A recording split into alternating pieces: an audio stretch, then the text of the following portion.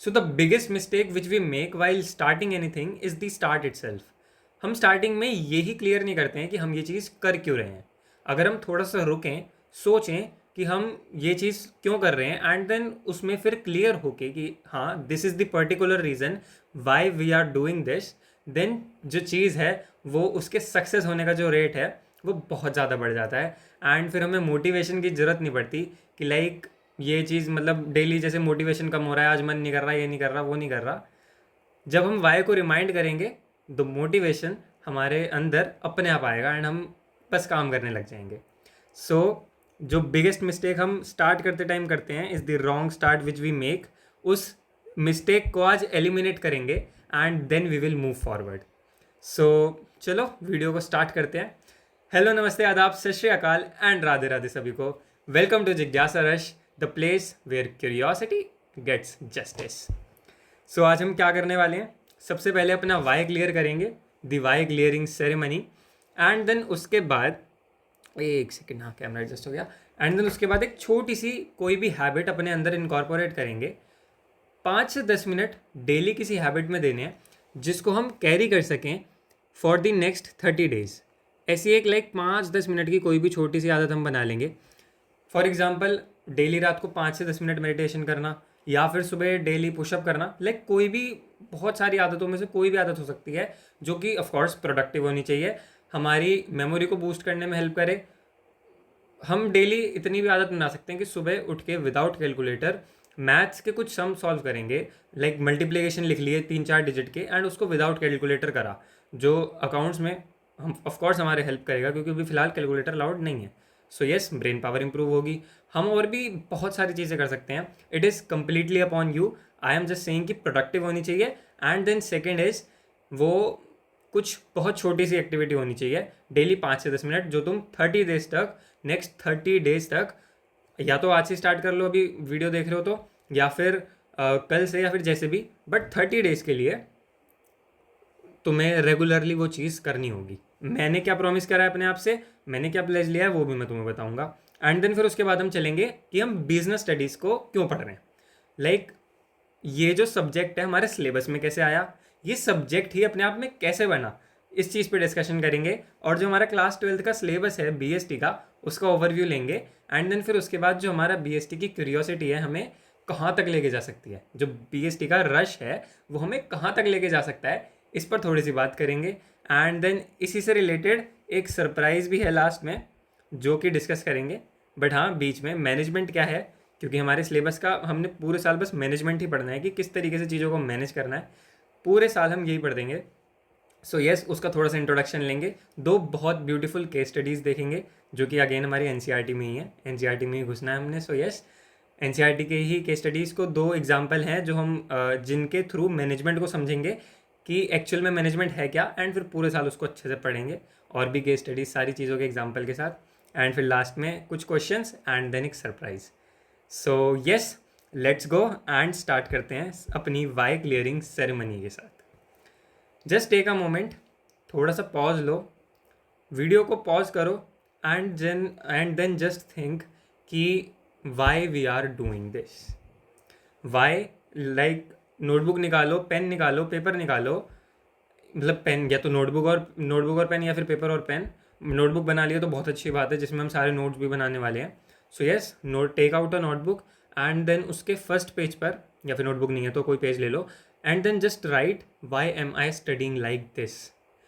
मैं सिलेबस पर कॉन्स्ट्रिक्ट क्यों नहीं हो रहा हूँ, एंड सिलेबस के बियॉन्ड जाना चाह रहा हूँ, या फिर नॉट जस्ट फॉर दिस कि इस तरीके से क्यों पढ़ रहा हूँ, but why am I studying.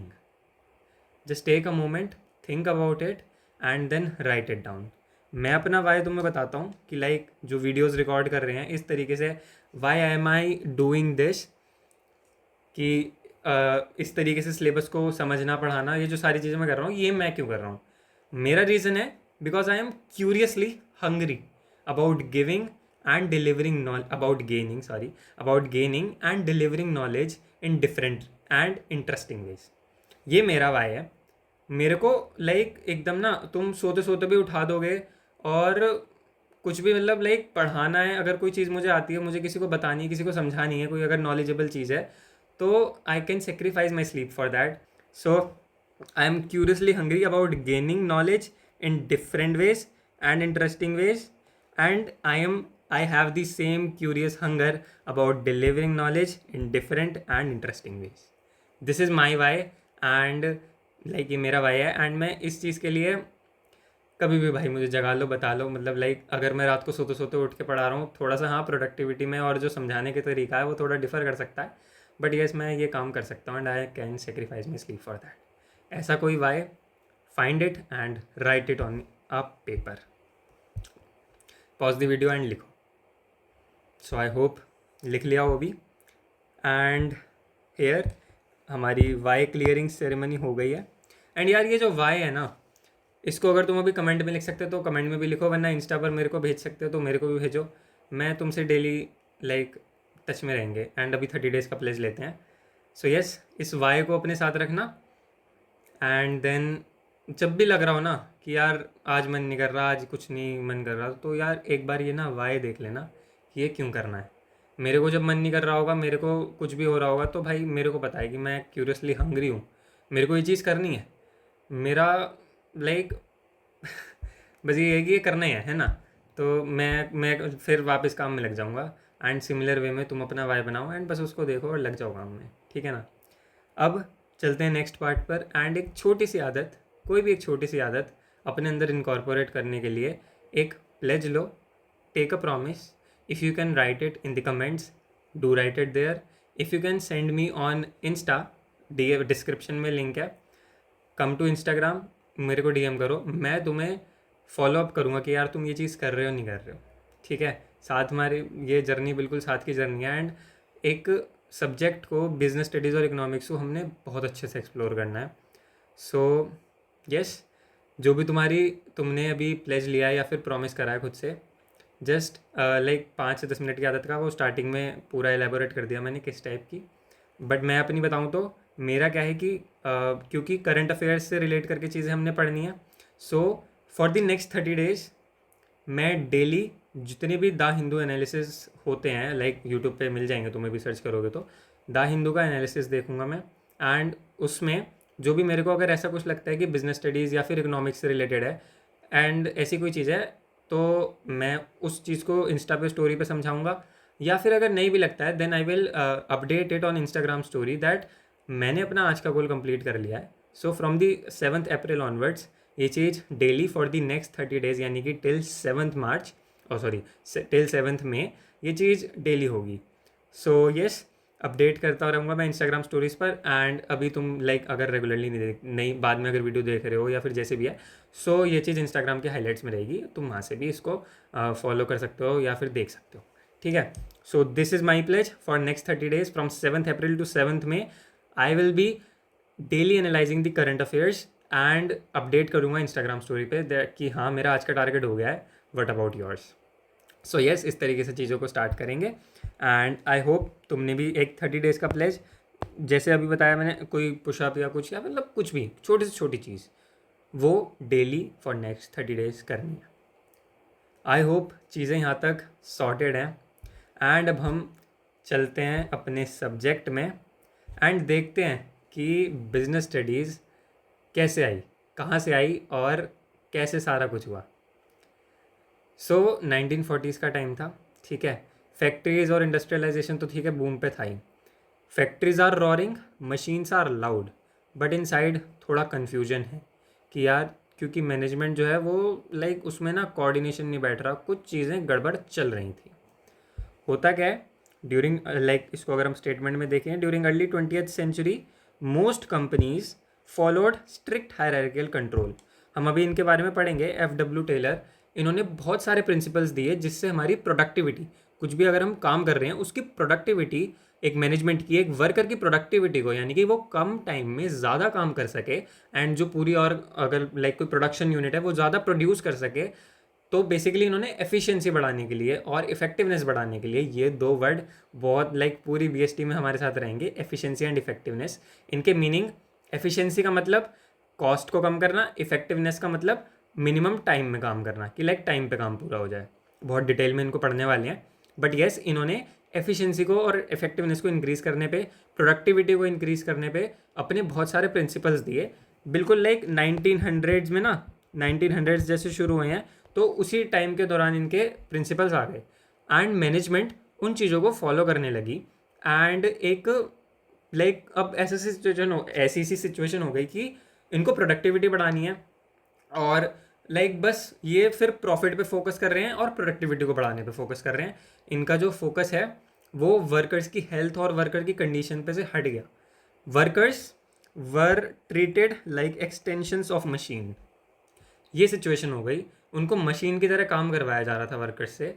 Strict hierarchical control आ गया था। वो टेलर के जो प्रिंसिपल्स थे, ठीक है उससे प्रोडक्टिविटी इंक्रीज होती है बट वर्कर्स का यार तुम ध्यान भी तो रखो। बट ये नहीं हो रहा था। Workers were treated like extensions of machine. होता क्या है, एक लाइक अगर हम एग्जांपल लें, जनरल मोटर्स एक कंपनी थी, उसमें सिस्टम्स एग्जिस्टेड, यानी कि चीज़ें मतलब जो भी हो रही थी चीज़ें वहाँ पे, उसका एक प्रॉपर सिस्टम था कि हमें इस तरीके से सारी चीज़ों को करना है, इसको रिपोर्ट करना है या जो भी है, प्रॉपर सिस्टम था। But something was still missing. कुछ तो कमी थी। वो क्या कमी थी? Managers focused on control not outcomes. वो वर्कर्स पर कंट्रोल ज़्यादा कर रहे थे, ठीक, जो भी मैनेजमेंट थी। Workers had little voice. अगर कोई एम्प्लॉई कुछ सजेशन दे रहा है या फिर कुछ अपना इनपुट दे रहा है, नहीं भैया नहीं सुना जा रहा। एम्प्लॉय के जो आइडियाज़ हैं ये देखो बंद करके डिब्बे में, भाई हमें मतलब नहीं है, हमें सब पता है, हमें कैसे काम करना है हमें सब पता है, तुम्हारे से मतलब नहीं है हमें। वो नहीं सुनती थी मैनेजमेंट वर्कर्स की बात को। Coordination across departments was weak. ये देखो coordination across departments was weak. अगर तुम आओ वापस यहाँ पर, मैं थोड़ा सा इधर आ जाता हूँ, यहाँ पर थोड़ा सा फोकस करो। ये ना ऑर्गेनाइजेशन में फंक्शनल सिलोज बन गए थे, जो भी अलग अलग फंक्शन कर रहे हैं। लाइक ये परचेजिंग डिपार्टमेंट है, ये प्रोडक्शन डिपार्टमेंट है, ये इनका एक एक फंक्शन है कि इनको परचेजिंग पे ध्यान देना है एंड इनको प्रोडक्शन पर ध्यान देना है।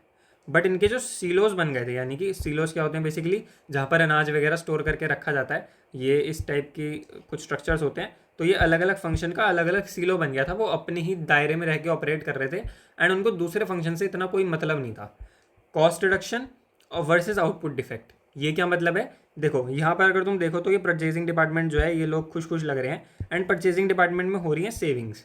बट अगर हम प्रोडक्शन डिपार्टमेंट को देखें तो आउटपुट में डिफेक्ट हो रहा है। लाइक अगर देखो तुम्हारी आउटपुट में डिफेक्ट हो रहा है तो सीधी सी बात है तुम अच्छा रॉ मटेरियल लाओ, क्योंकि अगर जो तुम सामान बना रहे हो सही नहीं बन रहा तो ऑफकोर्स सी बात है ना, तुम अच्छा रॉ मटेरियल लाओगे कि जिससे अच्छा ज़्यादा सामान बने। बट नहीं, इनको सेविंग से मतलब है कि हमें भैया पैसा को सेव करके चलना है। यहाँ पर जो है बल्कि प्रोडक्शन में डिफेक्ट हो चला जा रहा है। सो ये फंक्शनल सीलोज बन गए थे। दिस वॉज लाइक, ऐसा नहीं है कि ये बस फील करा जा रहा था, ये जितनी भी पूरी सिचुएशन है प्रॉपरली डॉक्यूमेंट हुई है, तभी तो मतलब हम ऐसी कहानी नहीं बना रहे ना, डॉक्यूमेंट के बेसिस पे ही पढ़ रहे हैं। This वॉजन just feeling, it was a documented managerial gap. Management के जो फंक्शनिंग थी, जिस तरीके से मैनेजमेंट फंक्शन कर रहा था, उसमें थोड़ा सा कहीं ना कहीं कुछ गैप था, जिस वजह से प्रॉपर तरीके से काम नहीं हो रहा था। यहाँ पर ही देख लो चाहे तो। So yes, it was a documented managerial gap, a system of functional failures. ठीक, इस तरीके से चीज़ें चल रही थी। एंड यहाँ पर एंट्री होती है पीटर एफ ड्रकर, जो कि हमारे फादर ऑफ बिजनेस स्टडीज़ हैं। इनकी बात करते हैं।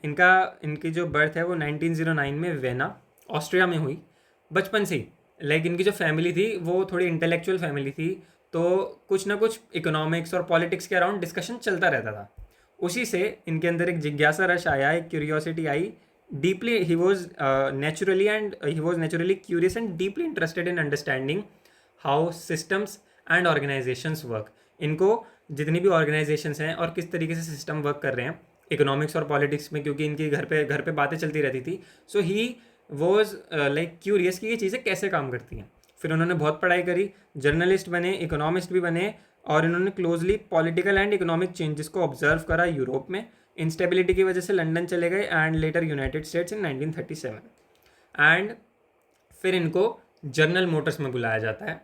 इट इज़ अ कंपनी जिसकी बात अभी हम कर रहे थे।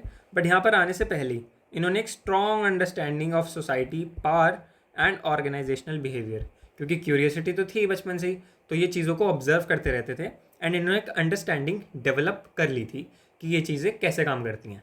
उसके बाद इनको जनरल मोटर्स में बुलाया जाता है एंड देन ये एक बुक लिखते हैं उस पूरी ऑर्गेनाइजेशन को एनालाइज करने के बाद, एंड जो इन्होंने एनालिसिस किया, it was the first detailed study of large corporations internal management structure, कि इंटरनली कोई भी ऑर्गेनाइजेशन कैसे काम कर रही है उसकी एक पहली डिटेल्ड स्टडी थी।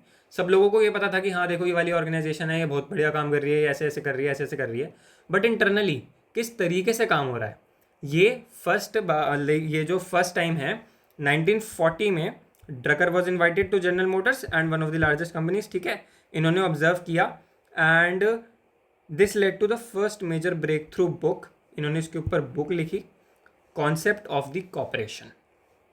बट यहाँ पर थोड़ा सा ट्विस्ट है, क्योंकि अगर तुम देखो ये बुक लिखी है, पहली बार ऐसी किसी ने बुक लिखी है, मैनेजमेंट में अंदर कैसे काम चल रहा है, लाइक यार लोगों को इंटरेस्ट आएगा ना कि ये जो ऑर्गेनाइजेशन है वो किस तरीके से काम कर रही है, हम थोड़ा देखें इसके बारे में, जाने कि इंटरनली कैसे काम चल रहा है। बट ऐसा नहीं होता है। जो जो जीएम के सीईओ थे, ये हमारे लाइक जैसे फूफा जी मुँह फुला के बैठ जाते हैं, तो वो थोड़ा सा इनके बैठ गए मुँह फुला के, एंड इन्होंने रिपोर्टेडली डिसएग्री करा with the parts of Drucker's analysis.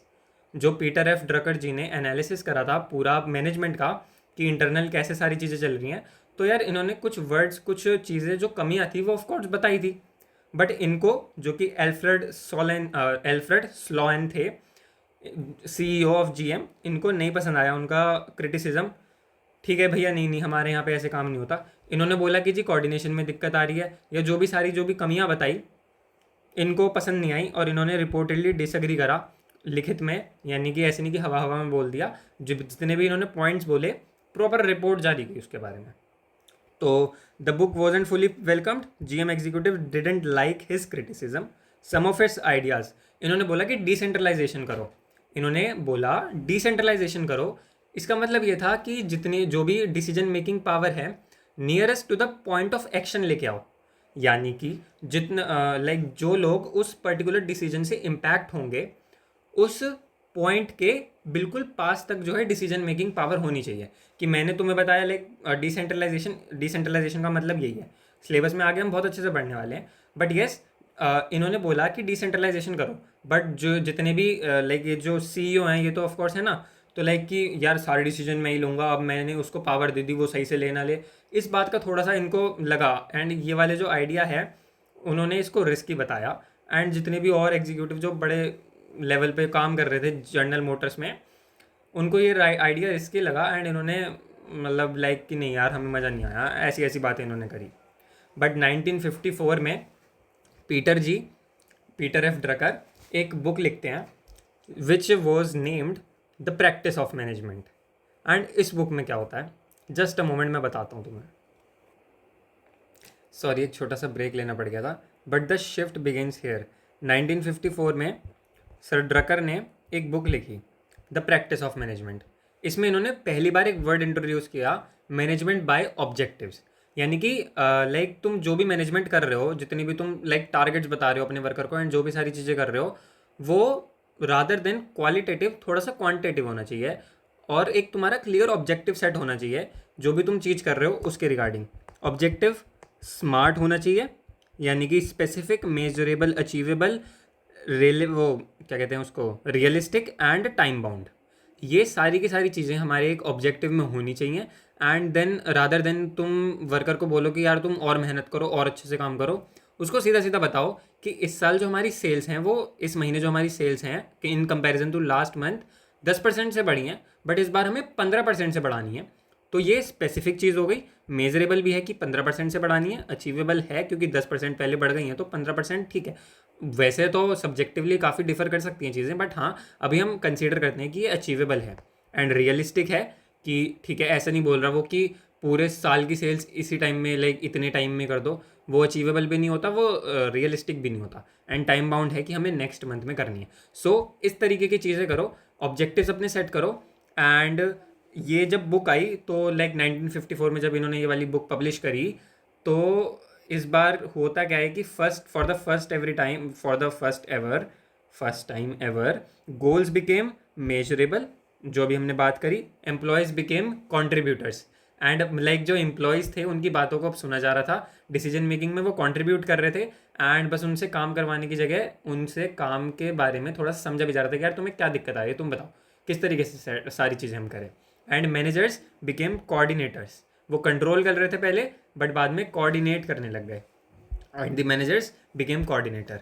अब ये बुक को अगर हम थोड़ा सा देखें तो यहाँ पे देखो क्या लिखा है, the dean of country's business and management philosophers. जितने भी लोग जो ऐसे मैनेजमेंट के बारे में बड़ी बड़ी बातें बोलते थे यानी कि फिलोसोफर्स, तो उनके लिए एंड जितनी भी कंट्री में बिजनेस चल रहे थे उनके लिए this book was like a dean, यानी कि उनकी प्रिंसिपल, जैसे स्कूल के हमारे प्रिंसिपल होते हैं, डीन होते हैं, उनकी प्रिंसिपल थी ये बुक कि यार तुम इसको पढ़ के इन जैसे जैसे ये बुक बता रही है उस तरीके से काम को करो। यहाँ से शिफ्ट शुरू होता है एंड यहीं से हमारा सिलेबस भी बनने लगा था। देखो अभी वैसे हम सिचुएशन को देखें तो ब्रेक थ्रू कहाँ से आता है, लाइक जो ब्रेक थ्रू आया उसको हम थोड़ा सा समझें तो post 1950s large corporations increasingly adopted decentralisation के बारे में उन्होंने बात करी थी, जो एल्फ्रेड सोलेंस, मैं भी नाम भूल जाता हूँ, एल्फ्रेड स्लोएन सर ने जो इनको डिसरिगार्ड करा था, डिसेंट्रलाइजेशन को इन्होंने रिस्की बोला था। एल्फ्रेड स्लोएन सर ने, जो कि जीएम के सीईओ थे, जनरल मोटर्स के, उन्होंने क्या बोला था कि ये जो डिसेंट्रलाइजेशन का आइडिया है, एंड लाइक काफ़ी एग्जीक्यूटिव्स ने भी बोला था ये है रिस्की, बट ब्रेक थ्रू के टाइम पे क्या हुआ, डिसेंट्रलाइज्ड डिविजन्स बनने लगे, परफॉर्मेंस बेस्ड इवेल्युएशन होने लगी कि कौन कितना कैसे परफॉर्म कर रहा है उसको हम इवेल्युएट करें एंड उसके बाद हम सारी चीज़ों को करें। गोल ओरिएंटेड मैनेजमेंट आ गई कि हाँ हमारा ये स्पेसिफिक गोल है, स्मार्ट, वो जैसे अभी हमने देखा उस तरीके के गोल्स बनने लग गए। एंड तुम देखो goal oriented innovation hub and feedback, इसमें एम्प्लॉय के सजेशन को भी इनकॉर्पोरेट करा जा रहा था, उनको भी कंसीडर करा जा रहा था। यहाँ पर अगर हम देखें डिविजन्स, डिसेंट्रलाइज डिविजन्स बन गए हैं परचेजिंग के लिए, average production cost and production जो डिपार्टमेंट है ये इनके यूनिफाइड ऑब्जेक्टिव्स हैं कि ये साथ मिलकर एक ही गोल के लिए काम कर रहे हैं। एंड ऐसा नहीं है कि वो अपने सेविंग्स में लगे हुए हैं और ये जी आउटपुट जो है उसमें डिफेक्ट आ रहा है, नहीं, साथ मिलके एक कॉमन यूनिफाइड ऑब्जेक्टिव के लिए काम कर रहे हैं। एंड देन यहाँ पर क्या हो रहा है, परफॉर्मेंस बेस्ड इवेल्युएशन हो रहा है, ठीक है, इस तरीके से सारी चीज़ें हो रही थी, जो कि ड्रकर सर की बुक जो थी, कौन सी वाली book, the practice of management, उसके बाद ये सारी चीज़ें स्टार्ट हुई। इनके भी और बुक्स के बारे में भी पढ़ेंगे और कैसे सारा सिलेबस कंट्रीब्यूट हुआ उसके बारे में भी चलते हैं अभी, but yes this became standard practices in modern management. अभी आजकल भी यार तुम मैनेजमेंट देखो तो वहाँ से लाइक 1950s के टाइम से एक मॉडर्न मैनेजमेंट की स्टार्ट हो जाती है, एंड उसी के एक स्टैंडर्ड प्रैक्टिसेस बने कि यार इस तरीके से हमें काम करना है, स्टैंडर्ड सेट कर देते हैं ना कि यार जैसे हमें लाइक एक सोसाइटी का अगर एग्जाम्पल लें तो जी एक अच्छा, हम उसको इंसान तभी मानेंगे जब वो इतना पढ़ा लिखा होगा, पढ़ा लिखा नहीं है तो अच्छा इंसान नहीं माने, ये बेफालतू के जो स्टैंडर्ड्स हैं, तो ये वाली सारी चीज़ें हैं। बट हाँ पढ़ाई तो ठीक है नेसेसरी, बट ये कोई स्टैंडर्ड थोड़ी है, हमने जो बस बिना वजह के बना रखे हैं, वही बात है, तमीज़ होनी चाहिए इंसान में। खैर अब मैं क्या बातें करूँ, but yes the emotional truth, the purpose of business is to create customer. Drucker sir ने बोला कि जो बिज़नेस है उसका पर्पस प्रॉफिट बनाना नहीं है, उसका पर्पस है customer banana, and this became the core principle in management theory. हमें कस्टमर बनाना है, हमने जो है जो सर ने और क्या करा, रिस्पेक्ट फॉर वर्कर्स, यानी कि जो वर्कर्स हैं उनके लिए रिस्पेक्ट, तुम लाइक उनकी जो रिस्पेक्ट है उसको एम्फेसाइज करा कि ये और रिस्पेक्ट इनकी करी जानी चाहिए, एक लाइक क्योंकि ये तुम्हारी ऑर्गेनाइजेशन का ही पार्ट है, एंड तुम्हारी जो भी तुम चीज़ों को कर रहे हो, जिस तरीके से तुम सारे कामों को कर रहे हो, जो तुम्हारा प्रॉफिट बढ़ रहा है और जो तुम्हारी ऑर्गेनाइजेशन ग्रो कर रही है, उसका they are a integral part उन सारी चीज़ों का, ठीक है। एंड इन्होंने नॉलेज वर्कर्स का एक लाइक कॉन्सेप्ट बनाया, या फिर कॉन्सेप्ट तो नहीं, एक टर्म इन्होंने बनाई, नॉलेज वर्कर्स। बेसिकली क्या मतलब इनका, लाइक इस बात से क्या मतलब है, नॉलेज वर्कर्स वो होते हैं जो कि थोड़े से स्किल्ड होते हैं, मतलब एक तो वर्कर्स वो हो गए जो खाली फिजिकल वर्क कर रहे हैं, ठीक, एक वर्कर्स वो हो गए जिनको अपने काम के बारे में थोड़ी सी नॉलेज है, उनको स्किल्स हैं। देखो the concept of knowledge workers is now central to modern economies. जितने भी अभी लाइक आईटी और कंसल्टिंग फाइनेंस जितने भी कंपनी है ना, अभी इसमें नॉलेज वर्कर्स की जो है प्रधानता है। नॉलेज वर्कर्स कौन, जिनको अपने सब्जेक्ट के बारे में जो भी वो काम कर रहे हैं उसके बारे में थोड़ी ज़्यादा नॉलेज है, थोड़ी सी पढ़ाई लिखाई वाली नॉलेज है, एंड उनके जो स्किल्स हैं वो थोड़े ज़्यादा हैं, तो उनको हम नॉलेज वर्कर्स बोल रहे हैं, ठीक, ये वाली बात थी। एंड देन उसके बाद रियल रेवोल्यूशन जो आता है एक्सपीरियंस से जो पहले पहले के यानी कि बहुत एक्सपीरियंस है वो मैनेजर बनेंगे, उसके बजाय जिनके पास नॉलेज ज़्यादा है दे विल बी द मैनेजर्स, ये बात होने लगी। एंड अथॉरिटी ड्रिवन से ऑब्जेक्टिव ड्रिवन हो गया, यानी कि किसके पास ज़्यादा पावर रहेगी, नहीं, हमारा ऑब्जेक्टिव क्या है, उससे रिलेटेड हमें किसके पास कितनी पावर देनी है उस पर ध्यान रखना है, एंड इस तरीके से काम चलेगा। 1940s से लेकर 1970s के बीच में ये हो रहा है। एंड यूनिवर्सिटीज़, यहाँ से इसको जो मैनेजमेंट है, पहले तो बिल्कुल ऐसे समझा जाता था, अभी हम देखेंगे आगे, मैनेजमेंट को एक कॉमन सेंस समझा जाता था, बट उससे अब एक सब्जेक्ट बना दिया गया एंड अब एक सब्जेक्ट की तरह पढ़ा जाने लगा। Universities world wide began teaching management as a formal discipline during this period, heavily influenced by Drucker's work। जो पीटर एफ ड्रकर जी ने जितना भी काम करा, जितनी उन्होंने बुक्स लिखी, लेट मी शो यू, बहुत सारी बुक्स हैं, अभी हम आगे जाके इनके बारे में देखेंगे। ये 3 हैं एंड ये 2 हैं, इनके बारे में तो देखना ही है। और भी बहुत सारी, लेकिन इन्होंने टोटल 30 से 40 बुक्स लिखी हैं, 34-35 अराउंड फिगर है। तो वो सारी चीज़ों को देख के लाइक उसके बेसिस पे यूनिवर्सिटीज़ में पढ़ाया जाने लगा एंड ये एक पूरा प्रॉपर सब्जेक्ट बन गया मैनेजमेंट। सो इस तरीके से बिजनेस स्टडीज़ हमारे उसमें आई। एंड अभी जितने भी जो प्रेजेंट डे में लाइक ये चीज़ कैसे कनेक्ट करती है, अगर तुम देखो की परफॉर्मेंस इंडिकेटर्स होते हैं, तुम कंपनीज़ वगैरह में जाओगे, जॉब करोगे, तो तुम्हारी परफॉर्मेंस को एनालाइज करा जाता है एंड कि तुम कितनी देर में कितना काम कर रहे हो उस हिसाब से, और तुम्हारी परफॉर्मेंस को एनालाइज करने के लिए बहुत सारे इंडिकेटर्स उन्होंने सेट कर रखे होते हैं। सीए में आर्टिकलशिप के टाइम पे ना ऐसा कुछ होता है, लाइक उनको एक पर्टिकुलर जितना भी वो काम कर रहे हैं, ठीक है, उन्होंने किसी चीज़ का ऑडिट करना है, तो जब उन्होंने ऑडिट करना स्टार्ट करा, दे विल राइट, लाइक वो लॉग इन करेंगे, मतलब जो भी है अपडेट करेंगे, हाँ हमने इस टाइम स्टार्ट करा, पूरा सिस्टम पे ये चीज़ होएगी, इस टाइम हमने काम करना स्टार्ट करा, एंड ये वाला जब हमारा काम हो गया तो हम उसको लिख देंगे कि हाँ हो गया, ये उसमें फिर टाइम देखा जाता है। एंड अगर कोई जैसे मान लो काम 2 घंटे का और तुम उसमें 4 घंटे लग रहे हैं, तो तुम्हारे जो लाइक उसमें एंड उसी हिसाब से वैसे पे भी डिफाइन होता है कि तुमने कितनी देर एक प्रोजेक्ट पे काम करो तो तुम्हें उतना पैसे मिलेंगे। बट अगर तुम लाइक ज़्यादा देर लगा रहे हो किसी चीज़ में, तो तुम्हारी परफॉर्मेंस को इंक्रीज़ कैसे करा जाए, इस पर भी ध्यान दिया जाता है। तो ये जो की परफॉर्मेंस इंडिकेटर्स होते हैं, ये ऑब्जेक्टिव सेट करके होंगे, ऑफ कोर्स सी बात है। तो जो ड्रकर सर ने जो लाइक इन्होंने जो इनकी थिंकिंग थी उसी में इसकी रूट है। स्टार्टअप्स वगैरह जो हैं जितने भी आजकल हो रहे हैं, स्टार्टअप्स में डिसेंट्रलाइजेशन अगर होगा, लाइक अगर कोई बड़ा स्टार्टअप अभी स्टार्टअप हुआ है, धीरे धीरे करके ग्रो करेंगे जैसे जैसे, डिसेंट्रलाइजेशन की ऑफकोर्स नीड होएगी। सो यस, डिसेंट्रलाइजेशन तो ड्रकर सर ने बताया ना, ये हाँ ऐसे करके ज्वाइन करेंगे। परफॉर्मेंस को मेजर करना है, प्रोडक्टिविटी सिस्टम जो है जितने भी, अभी एक तो प्रोडक्टिविटी सिस्टम ये हो गया जिसका मैंने एग्जांपल दिया, तो इन सिस्टम्स को भी सेट करने के लिए परफॉर्मेंस मेजरमेंट ज़रूरी है, जो कि अगेन ड्रकर सर ने बताया।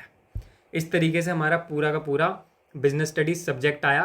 और अब हम एक एक चीज़ को थोड़ा थोड़ा सा पकड़ के देखते हैं कि इन्होंने कौन सी ऐसी बुक लिखी जिससे हमारे कौन से चैप्टर के कौन से टॉपिक में इफेक्ट आया। तो सबसे पहली बात तो इन्होंने जो पहले मैनेजमेंट थी उसको कॉमन सेंस की तरह माना जाता था, उस चीज़ को कन्वर्ट कर दिया इनटू साइंस।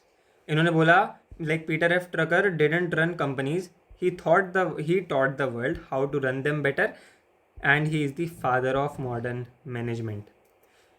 कंपनीज नहीं चलाई इन्होंने बताया कि उसको बेटर तरीके से कैसे चलाना है। इन्होंने जो पूरा कन्फ्यूजन था, लाइक मैनेजमेंट वॉज व्यूड क्या बोल रहा हूँ मैं, I am sorry, management was viewed as an innate talent, यानी कि तुम्हारे अंदर से ही है, तुम्हारे अंदर ये टैलेंट है, और लाइक ये तो कॉमन सेंस की बात है ना, कोई कैसे मैनेज कर रहा है। इन्होंने बोला ऐसा नहीं है, प्रॉपरली इसको तुम स्टडी करके अपने अंदर इनकॉर्पोरेट कर सकते हो ये जितनी भी सारी चीज़ें हैं। After Drucker management became a systematic discipline, a proper subject with rules structure and science. पूरा प्रॉपर सब्जेक्ट बना दिया पीटर एफ ड्रकर ने। This shift from guess work to science is the exact reason for business studies text book जो कि हम पढ़ेंगे, उसका main reason ये पीटर एफ ड्रकर सर हैं। यस, तो अभी एक लाइक जो पैराडिग्म शिफ्ट आया, यानी कि एक थिंकिंग में, एक अप्रोच में एक चेंज जो आता है। पहले क्या था, लाइक कमांड कर रहे हैं, मैनेजर है, बॉस ऊपर बैठा है, कमांड कर रहा है एंड उसी हिसाब से फिर सारे मान रहे हैं, command and control, boss dictate कर रहा है, वर्कर कर रहे हैं, कोई क्वेश्चन नहीं पूछ रहा। अब क्या हो रहा है ड्रकर सर के एरा में, एंड उन्होंने जो जो सारे सजेशंस दिए उसको इम्प्लीमेंट करके, ये मैनेजर हैं हमारे एंड ये सारे मिलके आपस में डिस्कस कर रहे हैं चीज़ों के ऊपर एंड फिर काम हो रहे हैं। इस तरीके से अब काम हो रहा है। इधर मैं थोड़ा सा आता हूँ, ये भी देख लो, smart, organized and people focused. अब ये सिस्टम है, ठीक। एंड अब लाइक इसको एक थोड़ा सा एग्जांपल की तरह अगर हम समझें तो एक अगर हम कॉर्पोरेट क्रिकेट टीम, कॉर्पोरेट यानी कि कंपनीज वगैरह से रिलेटेड, और उसको क्रिकेट के साथ अगर हम थोड़ा सा कंबाइन करते हैं तो कैप्टन तो जो हैं हमारे वो मैनेजर हो गए, ठीक, मैनेज कर रहे हैं, ठीक। प्लेयर्स जो हैं वो एम्प्लॉयज़ हो गए, एंड जो स्ट्रेटजी वो सारी बना रहे हैं दैट इज़ मैनेजमेंट। तो इस तरीके से भी तुम मैनेजमेंट को जो समझ सकते हो इस तरीके से समझ सकते हो। एंड यहाँ पर बोलते हैं कि लाइक जो मैनेजमेंट है और जो सारी की सारी हम जो ड्रकर सर का एक लाइक ये कोट सा ही मान लो, आई एम नॉट श्योर कि उनका ही है, बट यस उन्हीं के आइडियाज से रिलेटेड है। Don't just run fast, run in the right direction with a team that feels valued and knows the goal. उनको गोल अच्छे से पता है कि भैया हमें जीतना है, अभी फिलहाल क्रिकेट का एग्जाम्पल लें। एंड तुम तेज मत भागो, बट तुम सही डायरेक्शन में भागो। लाइक तेज तो भागो, ठीक है, जल्दी सक्सेस अचीव करने के लिए तेज भागो, बट सही डायरेक्शन में भागना, that is also like important on the same page. इस तरीके से चीज़ों को चलाकर तुम आगे बढ़ो। अगर हम 5 पिलर्स को कंसीडर करें कि इनकी मेन, अगर जैसे अभी हमने पूरी बातें देखी ड्रकर सर की, उनमें से 5 बातों को एकदम निचोड़ के लिए, लाइक एक तो मैनेजमेंट बाय ऑब्जेक्टिव, इन्होंने ये टर्म को कंपाइल करा एंड इन्होंने टर्म को कोट करा, क्वाइन करा, मैं ये वाली वर्ड बोल रहा था। एम्प्लॉयज़ एज एसेट, एम्प्लॉयज़ को एसेट की तरह लो। डिसेंट्रलाइजेशन, इनोवेशन एंड चेंज, इसके ऊपर इन्होंने बुक लिखी। एंड जो एंटरप्रेन्योरशिप का जो सब्जेक्ट है ना, ऑप्शनल में होता है, बिजनेस स्टडीज़ से रिलेटेड ही है सब्जेक्ट ये भी, बट वो लाइक पूरी बुक जो है वो इनोवेशन एंड एंटरप्रेन्योरशिप ऐसे करके बुक है। एंड उसमें इन्होंने ये वाली मेन बात करी, इन्होंने कहा रिजल्ट्स पर फोकस करो। इस पे थोड़ा सा तुम ये सोच सकते हो कि यार इन्होंने तो ये बोला था ना कि वर्कर के वेलफेयर के बारे में सोचो और ऐसे सोचो, बट इनका मेन मोटिव ये था कि यार देखो तुम काम कर रहे हो एक ऑर्गेनाइजेशन में, ठीक है, अच्छी बात है, तुम्हारे लाइक हम पूरा ध्यान रखेंगे, ठीक, बट तुम्हारी बिजीनेस और जो तुम्हारी लेजीनेस है ना उसको कंसिडर नहीं करेंगे हम कि लाइक मैं ये वाला भी काम कर रहा था, ये वाला भी काम कर रहा था, तुम्हें ये वाला काम करना है, हमें रिजल्ट चाहिए, ठीक है, हम तुम्हारा प्रॉपर ध्यान रख रहे हैं, बट तुम्हारी बिजीनेस, तुम्हारी जो है जो भी तुम रिजल्ट को प्रोड्यूस कर रहे हो, जितने भी तुम काम कर रहे हो उसके बीच में नहीं आनी चाहिए। जो बिजीनेस है वो अलग है और जो तुम्हारी प्रोडक्टिविटी है, और हमने क्या देखना है, हमने रिजल्ट देखना है। इस तरीके से उन्होंने बात करी। Redefining goals with management by objectives, managers employees work together to achieve clear. अब देखो यहाँ पर क्या है, वर्क हार्डर, वही जिसकी हमने बात करी। ऐसे नहीं बोलना उन्होंने, इन्होंने बोलना है increase sales by 20% this month, ठीक। अब ये वाली जो बात है, हम प्लानिंग में अब क्या कहते हैं, मैनेजमेंट के 5 फंक्शन होते हैं, इनको पढ़ेंगे। Planning, organising, staffing, directing, controlling, POSDC। Planning, organising, staffing, directing and controlling, ये सारे के सारे फंक्शंस हैं। एंड इसमें से प्लानिंग के भी पूरे लाइक स्टेप्स हैं, हर एक फंक्शन के प्रॉपर स्टेप्स हैं कि इस वाले फंक्शन को हमने कैसे परफॉर्म करना है। बस डायरेक्टिंग जो है उसके एलिमेंट्स हैं, बट हाँ प्लानिंग में अगर हम देखें तो सेटिंग गोल्स को सेट करो, लाइक ये पहला स्टेप होता है। कुछ भी चीज़ हमने प्लान करनी है, सीधी सी बात है ना, कुछ भी चीज़ अगर हमने प्लान करनी है तो उसके लिए सबसे पहले गोल सेट करना होगा कि हाँ देखो हमारे ये गोल है, मतलब प्लान करने की, ठीक है, आज प्लान करते हैं आगे क्या क्या प्लान करना है, गोल तो सेट कर लो ना कि किस चीज़ को प्लान करना है। सेटिंग गोल्स, उसमें ही ये चीज़ काम आएगी। वर्क हार्डर, अब इन्होंने बोल दिया, किस सारी चीज़ से रिलेटेड बोला, इन्होंने बोला कि सेल्स को इंक्रीज़ करो 20% से इस महीने में, तो इन्होंने लाइक ये सेटिंग गोल्स हो गया। इस चीज़ को हमें प्लानिंग में पढ़ना है। एंड कंट्रोलिंग में भी, जब हमें किसी चीज़ को कंट्रोल करना है, कंट्रोलिंग बेसिकली क्या है, 1000, 800, 200, यही है कंट्रोलिंग। 1000 का मतलब कि तुमने 1000 यूनिट्स को प्रोड्यूस करना है इस महीने, 20% सेल्स यहाँ पे लिखा है, वो चलो ठीक है, बट कंट्रोलिंग जब भी आए 1000, 800, 200, हमारी मैम ने भी इसको, जो हमारी क्लास 12th की बिजनेस स्टडीज़ टीचर थी, उन्होंने भी इस तरीके से लर्न करवाया था, तो मैं भी इस तरीके से बता रहा हूँ।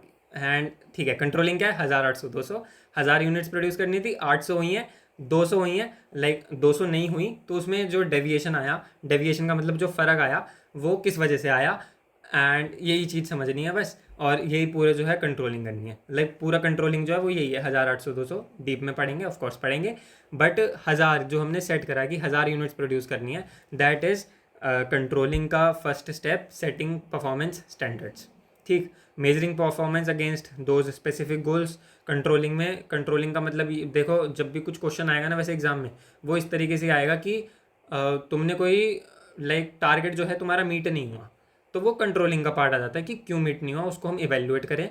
उसको इवेल्युएट करने के लिए कुछ पर्टिकुलर टेक्निक्स होती हैं, वो सारी चीज़ें हम पढ़ेंगे। But yes, planning and controlling में ये वाली जो मैनेजमेंट बाय ऑब्जेक्टिव है, इस वाली बात का इफेक्ट है सिलेबस बना रहे हैं अभी हम, क्लास 12 का BST का सिलेबस बना रहे हैं, समझो बात को, ठीक। अब इन्होंने बोला एम्प्लॉयज़ को एसेट की तरह रखना है, तो ह्यूमन रिलेशंस यानी कि ह्यूमन रिसोर्स मैनेजमेंट का एक टॉपिक आता है स्टाफिंग के अंदर, ठीक है, उसको पढ़ेंगे। मोटिवेशन लीडरशिप, जो भी हमने पॉज DC फंक्शन पढ़े ना, उसमें से डायरेक्टिंग फंक्शन के 4 एलिमेंट्स होते हैं। एक होता है S, लाइक 4 एलिमेंट्स होते हैं, एक होता है SMLC, supervision, motivation, leadership and communication. तो ये 4 एलिमेंट्स होते हैं, उसमें से मोटिवेशन और लीडरशिप वही एम्प्लॉयज़ को क्योंकि हमने करना है, तो workers are valuable resources, tools या मशीन नहीं है, तो इस तरीके से ये वाले जो है हमारे टॉपिक्स बन गए। डिसेंट्रलाइजेशन का तो हम ऑर्गेनाइजिंग एक जो फंक्शन है मैनेजमेंट का, सेकंड फंक्शन प्लानिंग ऑर्गेनाइजिंग, उसमें डेलीगेशन डिसेंट्रलाइजेशन बहुत अच्छे तरीके से पढ़ेंगे। मैंने कोई काम, जैसे कि मैंने बहुत सारे काम करने हैं, कोई भी अगर CEO है एक कंपनी का, वो टॉप लेवल पे बैठा है, अब वो लाइक जाके और बिजनेस लेके आए और लोगों से बात करे, वो वाला वो मेन काम उसका है, ठीक है। बट अगर वो ये चीज़ करने लग जाएगा कि वो बैठ के अब अकाउंट्स भी संभाल रहा है कंपनी के, जो सारी ट्रांजेक्शन्स अभी हमने करी हैं, कुछ थोड़ा बहुत खर्चा हुआ है उसको भी रिकॉर्ड कर रहा है, ये तो बेफालतू की चीज़ है ना, इसको क्यों करना है, ठीक। तो इस चीज़ को हम क्या बोलते हैं, अब उसने ये वाला काम किसी और को दे दिया, अब मैंने अगर मेरे से मैंने अपना वर्कलोड रिड्यूस करने के लिए कि जिससे मैं जो मेन जो कोर एक्टिविटीज़ हैं बिजनेस की उस पर कॉन्सेंट्रेट कर सकूं, एग्जैक्ट कीवर्ड मैं भूल रहा हूँ अभी, बट यस, जो मेन बिजनेस की जो कोर एक्टिविटीज़ हैं, इंपॉर्टेंट मैटर्स जो हैं, उस पर कॉन्सेंट्रेट कर सकूं, इस वजह से मैंने अपना काम तुम्हें दे दिया। एक ही लेवल पे बात है, मैंने अपना काम तुम्हें दिया, मैंने अपना काम इधर दिया, लाइक 3 जनों को मैंने काम दे दिया एक एक लेवल पर। यहाँ पर अगर तुम समझो, मैं हूँ ये, या फिर तुम ही हो, तुमने अब कुछ काम मेरे को दे दिया, कुछ किसी और को दे दिया, कुछ किसी और को दे दिया, हम सारे एक ही लेवल पे हैं, ठीक है। इसको हम बोल देंगे डेलीगेशन। फिर आगे चलो, यहाँ पे मैंने भी किसी और को काम दे दिया, यहाँ से भी किसी और को चला गया, यहाँ पे भी किसी और को चला गया, मैंने भी लाइक अपना थोड़ा सा काम डिवाइड कर लिया क्योंकि बहुत ज़्यादा वर्कलोड हो रहा था। अब ये जो पूरा स्ट्रक्चर बना ना, यहाँ तक तो हम इसको बोलते हैं डेलीगेशन। ये इंपॉर्टेंट डिफरेंस है जो कि बहुत कन्फ्यूजन हो जाता है समझने में, एंड मार्क्स भी चले जाते हैं इसकी वजह से। एंड ये है डिसेंट्रलाइजेशन, ये अभी क्लियर हो गया, एंड जब हम लेक्चर में करेंगे और क्लियर हो जाएगा। जब मल्टीपल लेवल्स पर काम डिवाइड हो जाए, nearest to the point of action, हम समझ लेते हैं कि ये लोग जो हैं बेसिकली बहुत ज़्यादा इन्फ्लुएंस होंगे डिसीजन से, डिसेंट्रलाइजेशन हो गया। एंड हमारे लाइक तुम्हारे और मेरे और जो मेरे दो चार दोस्त हैं उनके बीच में डेलीगेशन हो गया। एक लेवल पर डिवाइड हो रहा है तो डेलीगेशन, वरना डिसेंट्रलाइजेशन, ये ठीक है। बट हाँ, हमने ये पढ़ लिया कि ये वाला टॉपिक ऐसे आ गया। डिसेंट्रलाइजेशन ड्रकर सर ने बोला, डेलीगेशन डिसेंट्रलाइजेशन का टॉपिक बन गया। इनोवेशन की बात आई तो बिजनेस एनवायरनमेंट में हम पढ़ेंगे कि बिजनेस एनवायरनमेंट का हमारा चैप्टर 3 जो है, उसमें हमने पढ़ना है keep improving become outdated, like और बिकम आउटडेटेड। बिजनेस एनवायरनमेंट में भी हम यही पढ़ते हैं कि जितने भी हमारे जो बिजनेस है, जो भी हम बिजनेस कर रहे हैं, उसको बहुत सारी चीज़ें इम्पैक्ट करती हैं। बिजनेस एनवायरनमेंट क्या है, इफ़ स्क्वायर, यानी कि लाइक चलो ठीक है, इसको पढ़ेंगे, निमोनिक सा था, इसको हम बाद में पढ़ेंगे, अभी बहुत ज़्यादा खिंच जाएगा वरना। बट यस, चैप्टर 3 है बिजनेस एनवायरनमेंट, एंड उसमें क्या है कि जितनी भी चीज़ें बिजनेस को इम्पैक्ट कर रही हैं, जो बिजनेस के कंट्रोल से बाहर हैं, वो उसका एक एनवायरनमेंट है जिसके अंदर बिजनेस ऑपरेट कर रहा है। एंड उसमें अगर तुम नई चीज़ें नहीं लाओगे तो तुम आउटडेटेड हो जाओगे, सीधी सी बात है। मैं वापसी इधर आता हूँ एंड देखते हैं फोकस ऑन रिजल्ट्स वाली जो बात इन्होंने बोली, उससे एफिशिएंसी, इफेक्टिवनेस, ये दोनों टर्म तो लाइक पूरी बिजनेस स्टडीज़ में पीछा नहीं छोड़ेंगी, एंड यही हमें आंसर लिखने में भी मदद करेंगी। एंड यस, रिजल्ट्स की बात आई है तो उसको देखा 1000, 800, 200, तो ये 200 क्यों नहीं बने, कंट्रोलिंग, रिजल्ट्स पर फोकस करना है। Effectiveness matters more than business, ये वाली बात आई, ठीक है। सो यस, इस तरीके से चीज़ें चलेंगी। ये वाली बात हो गई पीपल पावर एंड परफॉर्मेंस। अब बात आती है प्रैक्टिस ऑफ मैनेजमेंट, जो इन्होंने बुक लिखी थी, वो सिलेबस को हम समझते हैं थोड़ा। बेसिकली बुक में इन्होंने क्या बोला कि जो कस्टमर्स हैं हमने उनको बनाना है, वैल्यू क्रिएशन पर फोकस करना है, नॉट जस्ट प्रॉफिट, ठीक। अब मैं अगर तुम्हें बुक दिखाऊं तो वैसे तो तुमने देख ही ली है, बट यहाँ पे भी देख लो, ये रही book, the dean of country's business and management philosophies, ठीक है ना, Peter F Drucker. So yes, ये वाली बुक थी प्रैक्टिस ऑफ मैनेजमेंट, इसमें इन्होंने ये सारी चीज़ें बताई। एंड देखो और क्या क्या बताया, की एक्शंस, सेटिंग ऑब्जेक्टिव्स, ऑब्जेक्टिव्स को सेट करो, वर्क को ऑर्गेनाइज करो, जहाँ से हमारा ऑर्गेनाइजिंग, ये वाला जो हमारा सेकंड फंक्शन ऑफ मैनेजमेंट है, चैप्टर 5 है, वो बन गया। मोटिवेट करो एम्प्लॉयज़ को, डायरेक्टिंग बन गया, डायरेक्टिंग वाला चैप्टर नंबर POSD, यानी कि चैप्टर नंबर 7। C है कंट्रोलिंग, चैप्टर नंबर 8। मेजर करो परफॉर्मेंस को, ये हमने करेंगे, ये हम करेंगे कंट्रोलिंग वाले चैप्टर में। तो यहाँ से जो है MBO का मैनेजमेंट बाय ऑब्जेक्टिव, यहाँ से हमारा बर्थ हो जाता है। और जो जितनी भी मैनेजमेंट है उसकी फाउंडेशन प्रैक्टिस ऑफ मैनेजमेंट, ये बुक बनती है। And this book is the dean for countries business and management philosophers. ठीक, अगर तुम सिलेबस देखो तो प्लानिंग कंट्रोलिंग के वाले चैप्टर निकल रहे हैं यहाँ से, ऑर्गेनाइजिंग का डेलीगेशन वाली पॉइंट भी निकल रहा है, डायरेक्टिंग वाला चैप्टर आ रहा है, और डिसेंट्रलाइजेशन तो इसी में इंक्लूड हो जाएगा। ठीक है, इस तरीके से चीज़ें बनी। और अगर हम और चलें, इनकी सेकंड बुक को देखें, द इफेक्टिव एग्जीक्यूटिव, ये एक तरीके की पर्सनल गाइड है कि लाइक जिसको भी अपना परफॉर्मेंस इंप्रूव करना है, जिस भी बंदे को एक अपनी स्किल्स को इंप्रूव करना है रिलेटेड टू मैनेजमेंट, वो ये वाली बुक पढ़ सकता है। एंड ये तुम्हारी पर्सनल गाइड की तरह काम करेगी। जो अभी इन्होंने बात बोली इफेक्टिवनेस वाली, जो हमने यहाँ पे देखी थी कि ये देखो दिख रहा है ना, मैं इधर आऊँगा तो ये वाली जो बात इन्होंने बोली, effectiveness matters more than business, तो ये वाली बात को बंदा कैसे लाइक इम्प्लीमेंट करे, वो रादर देन बिजनेस इफेक्टिवनेस के ऊपर कैसे फोकस करे, वो वाली चीज़ द इफेक्टिव एग्जीक्यूटिव उसमें बताई गई है। Being busy is not as being productive. तुम बहुत ज़्यादा काम कर रहे हो इसका मतलब ये नहीं है कि तुम कम टाइम में ज़्यादा काम कर रहे हो। समझ रहे हो बात को। Effectiveness is a discipline that can be learned.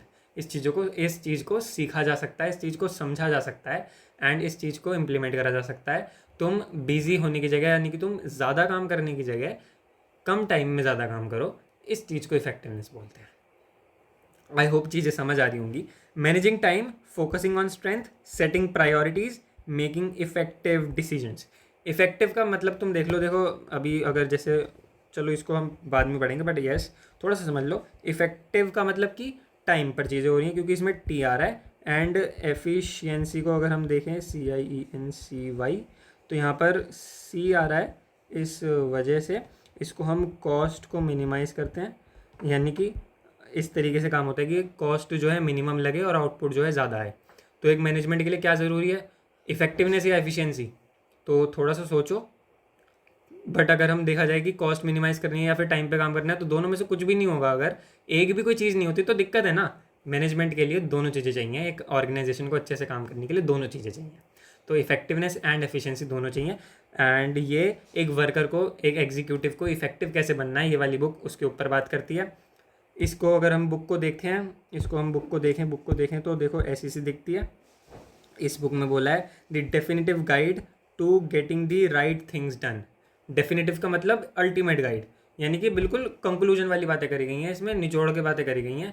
इसको इम्प्लीमेंट करो, इसके अलावा तुम्हें कुछ सोचने की जरूरत नहीं है। बहुत दिमाग लगा के जो कंक्लूजन आया है, बिल्कुल अल्टीमेट जो बात है, वो इसमें करी गई है। To getting the right things done, जो सही चीज़ें हैं उनको करने के लिए ये तुम्हारी गाइड है, डेफिनेटिव गाइड है। ठीक, इस तरीके से सारी बातें हैं। इफेक्टिव एग्जीक्यूटिव हमारी बुक है। इससे डायरेक्टिंग का चैप्टर निकलता है, डायरेक्टिंग के भी कुछ पॉइंट्स निकलते हैं। स्ट्रेंथ पर फोकस करना है, लीडरशिप के अंडर आता है, वो वाली बात यहाँ से बनेगी। एंड देन और साथ में क्या है, कंट्रोलिंग, क्योंकि अगेन तुमने जो है स्ट्रेंथ पर फोकस करना है, प्रायोरिटीज़ को सेट करना है, तो ये कंट्रोलिंग वाली बात आ जाती है थोड़ी सी। और इफेक्टिव डिसीजन लेने हैं, यानी कि मैनेजमेंट, एफिशिएंसी और इफेक्टिवनेस, ये हम चैप्टर 1 में ही पढ़ेंगे, इसी वाले चैप्टर में पढ़ेंगे। ठीक, आगे चलते हैं। Third book, management task, responsibilities and practices. इसमें इन्होंने पूरा सिस्टम सा बना दिया है। लाइक ये जो बुक है पूरे मैनेजमेंट के सिस्टम को डिफाइन करती है। तो मतलब पूरा का पूरा, जैसे सिलेबस में कहीं ना कहीं इस बुक में से कुछ ना कुछ रेलेवेंस आता ही रहेगा। क्या है इसका मतलब, लाइक देखो सिलेबस मैपिंग अगर हम करें, उससे पहले हम ये देखते हैं कि इस बुक में क्या है। Complete operational guide showing exactly how organisations function through long term success and accountability. इस बुक में ड्रकर सर ने, पीटर एफ ड्रकर सर, जो कि हमारे फादर ऑफ मॉडर्न मैनेजमेंट हैं, उन्होंने बताया है कि एक ऑर्गेनाइजेशन लंबे समय तक कैसे सक्सेसफुल रह सकती है, और जो भी वो काम कर रही है वो क्यों कर रही है, इस चीज़ की जो अकाउंटेबिलिटी है उसको सेट कर सकती है for a longer period of time. Like जो भी वो काम करे वो तरीके से करे एंड अकाउंटेबल रहे हमेशा। तो ये लॉन्ग टर्म तक कैसे हो सकता है, उस चीज़ की पूरी गाइड है। Managing business, managing managers and managing workers, पूरी ऑर्गेनाइजेशन को किस तरीके से मैनेज करना है, सारी चीज़ें इसमें बताई गई हैं। तो हमारा पूरा सिलेबस ही यहाँ से बन जाता है कायदे से देखा जाए तो। और क्या कहते हैं, ऑर्गेनाइजिंग डेलीगेशन, ये वाली बातें आ जाती हैं। तो बस यही है, performance responsibility goal setting planning में जैसी होती है। तो वो ये पूरे सिलेबस में कुछ ना कुछ पार्ट इसका आता रहेगा। ये देखो बुक ऐसी दिखती है। देखो देखो, management task responsibility and practices.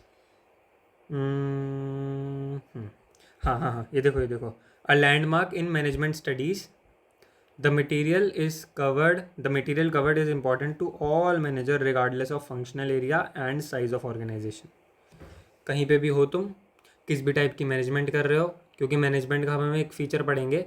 Feature का मतलब उसमें ऐसी क्या खासियत है, खासियत का मतलब कि क्या क्वालिटीज़ हैं। जैसे हमारे क्या फ़ीचर है, हमारी 2 आँखें हैं, है ना, और 1 नाक है, 2 कान हैं, ये हमारे फ़ीचर है। तो ऐसी मैनेजमेंट का एक फ़ीचर है कि वो परवेसिव है, यानी कि हर जगह चाहिए, हर जगह मैनेजमेंट चाहिए। तो वही वाली बात को, क्योंकि अब ये पूरी मैनेजमेंट ही समझा रही है ये बुक, तो एक लैंडमार्क इन मैनेजमेंट स्टडीज़ है।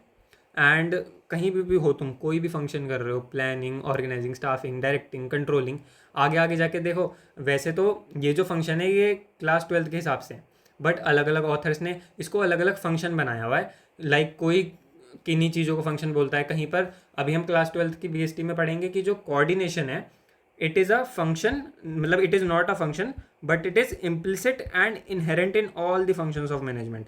इस बात को थोड़ा सा पचाने के लिए मैं अगर तुम्हें समझाऊँ, तो जितने भी हमारे 5 फंक्शंस हैं POSDC मैनेजमेंट के, इसको अच्छे से चलाने के लिए बीच में एक थ्रेड सा अगर हम बांध दें, अगर इनको गार्डलैंड, इनको फूल समझें और इस थ्रेड को बांध दें, तो इस थ्रेड को हम बोलेंगे कोऑर्डिनेशन, क्योंकि बिना कोऑर्डिनेशन के ये चीज़ें नहीं होंगी। बट कई ऑथर्स ने कोऑर्डिनेशन को एक अलग से फंक्शन बनाया है। क्लास 12 में हम पढ़ते हैं कि ये फंक्शन नहीं है।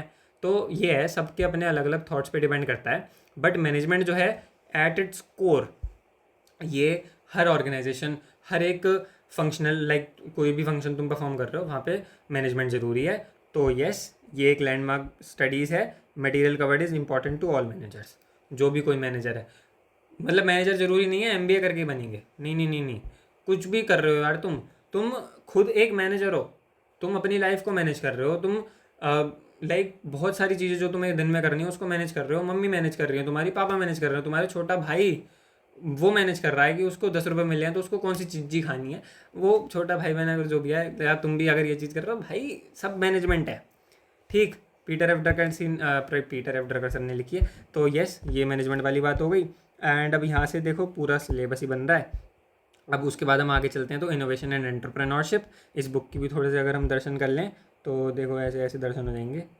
Innovation and entrepreneurship, the dean of country's business and management philosophers, जितने भी जो बड़े बड़ी बातें करते हैं मैनेजमेंट के बारे में, वही वाली बात उसकी प्रिंसिपल है। ठीक, जितने भी बिजनेस चल रहे हैं उनकी प्रिंसिपल है, उनकी डीन है ये book. Innovation and entrepreneurship, entrepreneur जैसे भी इसको प्रोनाउंस करते हैं। सो यस, इस तरीके से चीज़ें हैं। इनोवेशन एंड एंटरप्रेन्योरशिप में क्या बताया है इन्होंने, एक कोई भी अगर ऑर्गेनाइजेशन है, कोई भी कंपनी है, वो एकदम लाइक उसकी ग्रोथ को कैसे इम्प्लीमेंट कर सकती है, लाइक उसकी ग्रोथ को कैसे बढ़ा सकती है। बिजनेस एनवायरनमेंट में ये चीज़ हम पढ़ते हैं कि जो चीज़ मैनेजमेंट की कंट्रोल से बाहर है उसका इफेक्ट बिजनेस पर आएगा, है ना। उन चीज़ों को हम बिजनेस एनवायरनमेंट बोलते हैं एंड उसको हम स्टडी करते हैं उसी चैप्टर के अंदर। तो scanning for market trend opportunities, and इस बुक में लाइक इस वाली बुक से जो टॉपिक निकल के आ रहे हैं वो वाली बातें हैं। Planning, setting strategies for new ideas, planning जो है फ्यूचरिस्टिक होती है। तो मतलब बेसिकली मोटा मोटा ये बताया गया है इसमें। बाकी objective of management, long term growth, ये वाली बातें भी थोड़ी सी हैं। मेन जो रोल आएगा इस बुक का वो बिजनेस एनवायरनमेंट में आएगा। और अगर एंटरप्रेन्योरशिप तुम पढ़ रहे हो, एक अलग से सब्जेक्ट जो कि होता है, उसमें भी इस बुक का रोल आएगा, क्योंकि एंटरप्रेन्योरशिप के बारे में बात करी गई है, ग्रोथ के बारे में इसमें बेसिकली बात करी गई है। तो वो ग्रो कैसे करना है, उस बिजनेस को एंड बिजनेस एनवायरनमेंट को एनालाइज करते हुए वो वाली बातें इसमें करी गई हैं। Innovation is not just luck और raw creativity, it is a systematic purposeful activity based on calculating risk को कैलकुलेट करने पर बेस्ड है। और मार्केट के बीच में जितने भी गैप्स हैं जो लाइक तुम फिल कर सकते हो, यानी कि कोई पर्टिकुलर चीज़ आ रही है एंड इसमें तुम्हें दिख रहा है कि यार कॉस्ट बहुत ज़्यादा लग रही है, एंड कोई इस चीज़ को नहीं समझ पा रहा है कि इस चीज़ को, कॉस्ट को हम कैसे कम करें। तो कोई भी लाइक पूरा प्रोसेस होता है किसी भी चीज़ को बनाने का, एंड उसमें एक पर्टिकुलर जगह ज़्यादा कॉस्टिंग आ रही है एंड वो हर कोई उसकी ज़्यादा ही कॉस्ट बियर कर रहा है। जितने भी रिटेलर हैं, जो भी होलसेलर हैं, लाइक एक थोड़ा सा बहुत जनरलाइज्ड एग्जांपल ले रहा हूँ मैं, स्पेसिफिक नहीं ले रहा। बट किसी चीज़ में अगर तुम्हें कुछ गैप दिख रहा है ना मार्केट में, उसको आइडेंटिफाई करने से रिलेटेड और उसको रिस्क को एलिमिनेट करके कैलकुलेट करके एलिमिनेट करना है, इस बारे में बात है। अब जैसे इंडिया में इलेक्ट्रिक व्हीकल्स अभी इतने सेल स्टार्ट नहीं हुई थी, तो क्या हुआ था, टेस्ला यहाँ पे इंडिया में आने की बात कर रही थी, बट टेस्ला अगर आ जाएगी कोई बाहर की कंपनी है, तो टाटा ने भी अपनी इलेक्ट्रिक व्हीकल्स, इलेक्ट्रिक मोटर्स जो है टाटा ईवी निकाल दी। एंड उन्होंने वही गैप को देखा अभी टेस्ला के और मतलब टेस्ला के आने में, और यहाँ पे जो है ईवी की जो डिमांड है, जो सप्लाई है, डिमांड तो ज़्यादा थी, सप्लाई के कम होने में जो गैप दिखा, उसमें गैप में घुस गए और उन्होंने अपनी ईवी की सेल कर दी। ठीक है, इस तरीके से गैप को एनालाइज करना ये हम बिजनेस एनवायरनमेंट में सीखेंगे। एंड इस चैप्टर में ये एग्जाम्पल भी जो होता है वो मैंने अभी तुम्हें दे दिया। ठीक, अब उसके बाद आता है नेविगेटिंग कॉन्टीन्यूस डिसरप्शन। जितने भी डिसरप्शन हो रहे हैं, यानी कि जो भी मेजर चेंजेस हो रहे हैं एक मैनेजमेंट में, ठीक है, आसपास तुम्हारे जिस भी तरीके से चेंजेस हो रहे हैं, लाइक कभी कुछ पॉलिसी बदल रही है, गवर्नमेंट कुछ नई पॉलिसी ला रही है, जो भी सारी चीज़ें हो रही हैं, वो जो भी जितने भी चेंजेस हो रहे हैं उनको नेविगेट करना का मतलब उसको देखना कि किस तरीके से हो रहा है, उस पर जांच पड़ताल अच्छे से करना, एंड उसके ऊपर फिर कुछ ना कुछ डिसीजन लेना। नेविगेटिंग का मतलब ये हो गया। एंड नेविगेटिंग कॉन्टीन्यूस डिसरप्शन का मतलब कि ये जो चीज़ें हैं ये एक बिजनेस चलते हुए होती ही रहेंगी। समझ रहे हो बात को? जो भी अगर कोई बिजनेस चल रहा है तो ये सारी चीज़ें, क्योंकि गवर्नमेंट कोई ना कोई पॉलिसी बनाती रहेगी, मतलब इकोनॉमी में कोई ना कोई चेंज आता रहेगा, टेक्नोलॉजिकल चेंज आते रहेंगे, लीगल अगर कोई रूल बन जाता है तो उसमें चेंज आता रहेगा, गवर्नमेंट बदल रही है, सरकार बदल रही है, गवर्नमेंट की एटीट्यूड जो बदल रहा है उसमें भी चेंज आता है। मतलब बहुत सारी चीज़ें हैं जो एक डिसरप्शन ला के रखेंगी, एक कॉन्टीन्यूस डिसरप्शन आता रहेगा, यानी कि मेजर चेंजेस आते रहेंगे। मैनेजमेंट अगर तुम कर रहे हो तो तुम्हें इस चीज़ को ध्यान रखना है, उस चीज़ को नेविगेट करना है और अपनी जो पॉलिसी है उसमें चेंज करते रहना है। The key asset knowledge workers यहाँ पर हमारे काम आते हैं, are now most valuable resource. Modern business operate in constant turbulence, technology, globalisation, ये सारी चीज़ें। मैंने organisation must be flexible to sudden shift. जो भी सडन शिफ्ट आ रहे हैं उसके लिए तुम फ्लेक्सिबल रहो भैया। जो भी चीज़ें तुम्हें करनी है, लाइक अपने बिजनेस को चलाते रहने के लिए तुम्हें फ्लेक्सिबल रहना पड़ेगा। तुमने कोई चेंज करा, ठीक है यार, ये तो बड़ी मुश्किल से हमने पॉलिसी लगाई है ना, अब टेक्नोलॉजी में चेंज आ रहा है, भैया तुम्हें करना पड़ेगा, वरना तुम आउटडेटेड हो जाओगे, वरना तुम मार्केट से बाहर हो जाओगे। समझ रहे हो बात को? मैं अब वही बिजनेस एनवायरनमेंट में अडेप्टिंग एक्सटर्नल चेंजेस, ये वाला टॉपिक है। और नॉलेज वर्कर्स की बात स्टाफिंग में हम करेंगे, प्लानिंग में अनसर्टेनिटी को फोरकास्ट करने की, उससे रिलेटेड को कोई पॉलिसी बनानी है उसकी बात हम करेंगे। क्योंकि अगर तुम कोई भी चीज़ अगर तुम प्लान कर रहे हो, फ्यूचर में अगर कोई चेंजेस आने वाले हैं, उसको फॉरकास्ट करके प्लान करोगे कि यार अभी ना गवर्नमेंट प्लास्टिक बैन करने की बात कर रही है, तो अभी जो हमारी पैकेजिंग है उसमें कम प्लास्टिक यूज़ करना चाहिए, सिंगल यूज़ प्लास्टिक ना हो, और या फिर कुछ और मटेरियल यूज़ कर लें। फॉरकास्ट करके तुम करोगे, पॉलिसी नहीं आई है अभी कुछ नहीं हुआ, मगर तुम ऑपरेट तो इसी तरीके से करोगे ना, वही वाली बात है। एंड उसके बाद द एसेंशियल ड्रकर, पूरी की पूरी इन्होंने अपनी जितनी भी बातें करी हैं उसका एक तरीके से रिवीजन गाइड है, लाइक उसकी तरह उसी की एक रिवीजन टाइप की बुक है ये एसेंशियल ड्रकर। इसमें जितनी भी इन्होंने बातें करी उसकी समरी है। The best of 60 years of Peter Drucker's essential writings on management. 60 साल तक इन्होंने मैनेजमेंट के ऊपर ही बुक किताबें लिखी हैं, उसकी एक ये समरी है। His writings are landmarks of the managerial profession. Harvard business review. Harvard जानते हो ना, लाइक अच्छे बड़ा कॉलेज है हार्वर्ड कॉलेज। सो यस, उन्हीं के एक रिव्यू है कि जो इनकी राइटिंग्स हैं are landmarks of the managerial profession. Management को प्रोफेशन है, साइंस है, आर्ट है, ये सारी चीज़ें हम इस चैप्टर में पढ़ने वाले हैं। बट यस, इनकी जितनी भी राइटिंग्स हैं उसकी ये समरी है, द एसेंशियल ड्रकर। यस, सो अब देखो सारी की सारी हमारी किताबें हो गई हैं, इन्होंने जितनी भी बनाई, जो जैसे हमारा पूरा सिलेबस बना वही इसमें तो सारी क्योंकि रिवीजन ही है, सारी चीज़ें हैं इसमें, पूरा सिलेबस इससे बना हुआ है। इस तरीके से हमारा क्लास 12 बिजनेस स्टडीज़ का जो मैनेजमेंट का सिलेबस है वो यहाँ से आया है। आई होप तुम्हें मज़ा आया हो ये जान के। एंड पीटर एफ ड्रकर जो कि हमारे फादर ऑफ मॉडर्न मैनेजमेंट हैं, उनसे तुम्हारी थोड़ी जान पहचान हो गई हो। ऑस्ट्रिया में 1909 में बॉर्न हुए थे। एंड भाई फिर करते चले गए वो इंटेलेक्चुअल फैमिली, एंड जितना इनको इंटरेस्ट आया अपनी जिज्ञासा रश को कंट्रोल नहीं करा, उन्होंने सेटिस्फाई करा और चीज़ें बढ़ती चली गई। ऐसे ही प्रैक्टिस ऑफ मैनेजमेंट में वही MBO की बात करी, डेलीगेशन की बात करी हमने, और मेजरमेंट करी परफॉर्मेंस की, वो कंट्रोलिंग वाले चैप्टर में आएगा। लीडरशिप और इफेक्टिवनेस तो हम यहाँ पे भी लिख सकते हैं, इफेक्टिव एग्जीक्यूटिव, वो मैनेजमेंट के चैप्टर 1 में, मैनेजमेंट का जहाँ हम इंट्रोडक्शन पढ़ते हैं कंट्रोलिंग में, बट ठीक है लिख सकते हैं। टास्क रिस्पॉन्सिबिलिटी वाली बुक से हमने देखा कि पूरा ही सिलेबस बन रहा है। और अगर हम इधर आ जाएं थोड़ा और, इनोवेशन एंड एंटरप्रेन्योरशिप, तो इस तरीके से काम हो रहे हैं। लाइक ये वाली जो इनोवेशन एंटरप्रेन्योरशिप वाली बुक है उससे स्ट्रेटजी और सिस्टमेटिक चेंज, मतलब ये है, ये थोड़ा सा समरी टाइप हो गया, but yes the ultimate BST blueprint matrix. But हाँ, हमने सारा देख लिया कि हमारी क्लास 12th की बिजनेस स्टडीज़ कैसे बनी है। अभी मैं एक जस्ट छोटा सा ब्रेक लेता हूँ एंड मैं तुम्हें बताता हूँ पूरी क्लास 12 BST का सिलेबस। सो यस, अगर हम चीज़ों को कंक्लूड करें तो Peter F. Drucker transformed management into a systematic discipline by emphasizing objectives, decentralization, innovation and the importance of human resource, यानी कि जितने भी लोग एक ऑर्गेनाइजेशन में काम कर रहे हैं उनकी इंपॉर्टेंस को बता के इन्होंने पूरे के पूरे मैनेजमेंट को एक सिस्टमैटिक डिसिप्लिन में ट्रांसफॉर्म कर दिया। इस तरीके से चीज़ें हुई एंड आई गेस अभी तुम्हें क्लियर है कि वाई BST है ना, मतलब ये BST जो हम पढ़ रहे हैं ये है क्यों और ये किस तरीके से है, why BST and how BST। I hope it is clear. If yes then अभी एक कमेंट करो कि तुम्हें मज़ा आया इस स्टोरी में या नहीं। कमेंट डाउन, मतलब लाइक स्टोरी नहीं, ऑफ कोर्स हमने जो भी है सारी बातें सुनी है, एक्चुअल फैक्ट्स के बेसिस पे करी हैं सारी चीज़ें, बट येस इस तरीके से हमारा पूरा क्लास 12 बिजनेस स्टडीज़ का सिलेबस बना है। आई होप तुम्हें जान के मज़ा आया हो। अब हम चलते हैं सिलेबस का ओवरव्यू लेते हैं। तो देखो देखो देखो, ये देखो यहाँ पे आ जाओ। NCERT की वेबसाइट हमने खोल लिया। ये हमारी बिजनेस स्टडीज़ की बुक थोड़ी सी ऐसी दिखती है, 2 पार्ट्स हैं। ये फर्स्ट पार्ट है। अगर इसके हम प्रीलिम्स में चलें तो क्या क्या हमें चैप्टर पढ़ने हैं, लेट मी शो यू। खुल जा सिम सिम, जय जय जय जय। अब हाँ देखो, सबसे पहले ना तुम्हें एक चीज़ दिखाता हूँ यहाँ पे। अगर अभी तो फ़िलहाल इसका PDF तो हम नहीं ले जा सकते वहाँ पे, बट तुम ना यहाँ से ये चीज़ों को पढ़ो।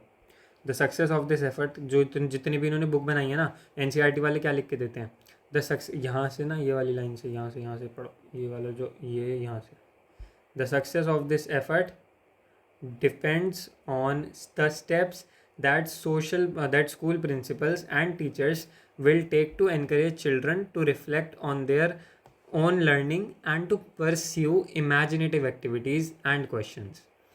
अभी यहाँ पे इन्होंने एक बात और बोली है कि देखो यहाँ पे ना ये वाली बात बोलते हैं यहाँ पे ये जो ना इस पैराग्राफ की लास्ट लाइन, यहाँ से पढ़ो।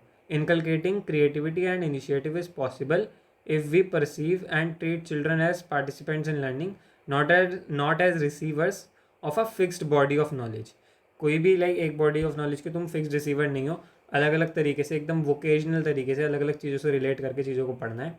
एंड ये ऊपर ये वाली लाइन भी पढ़ो। Treating the prescribed text book as the sole basis of examination is one of the key reasons why other resources and sites of learning are ignored.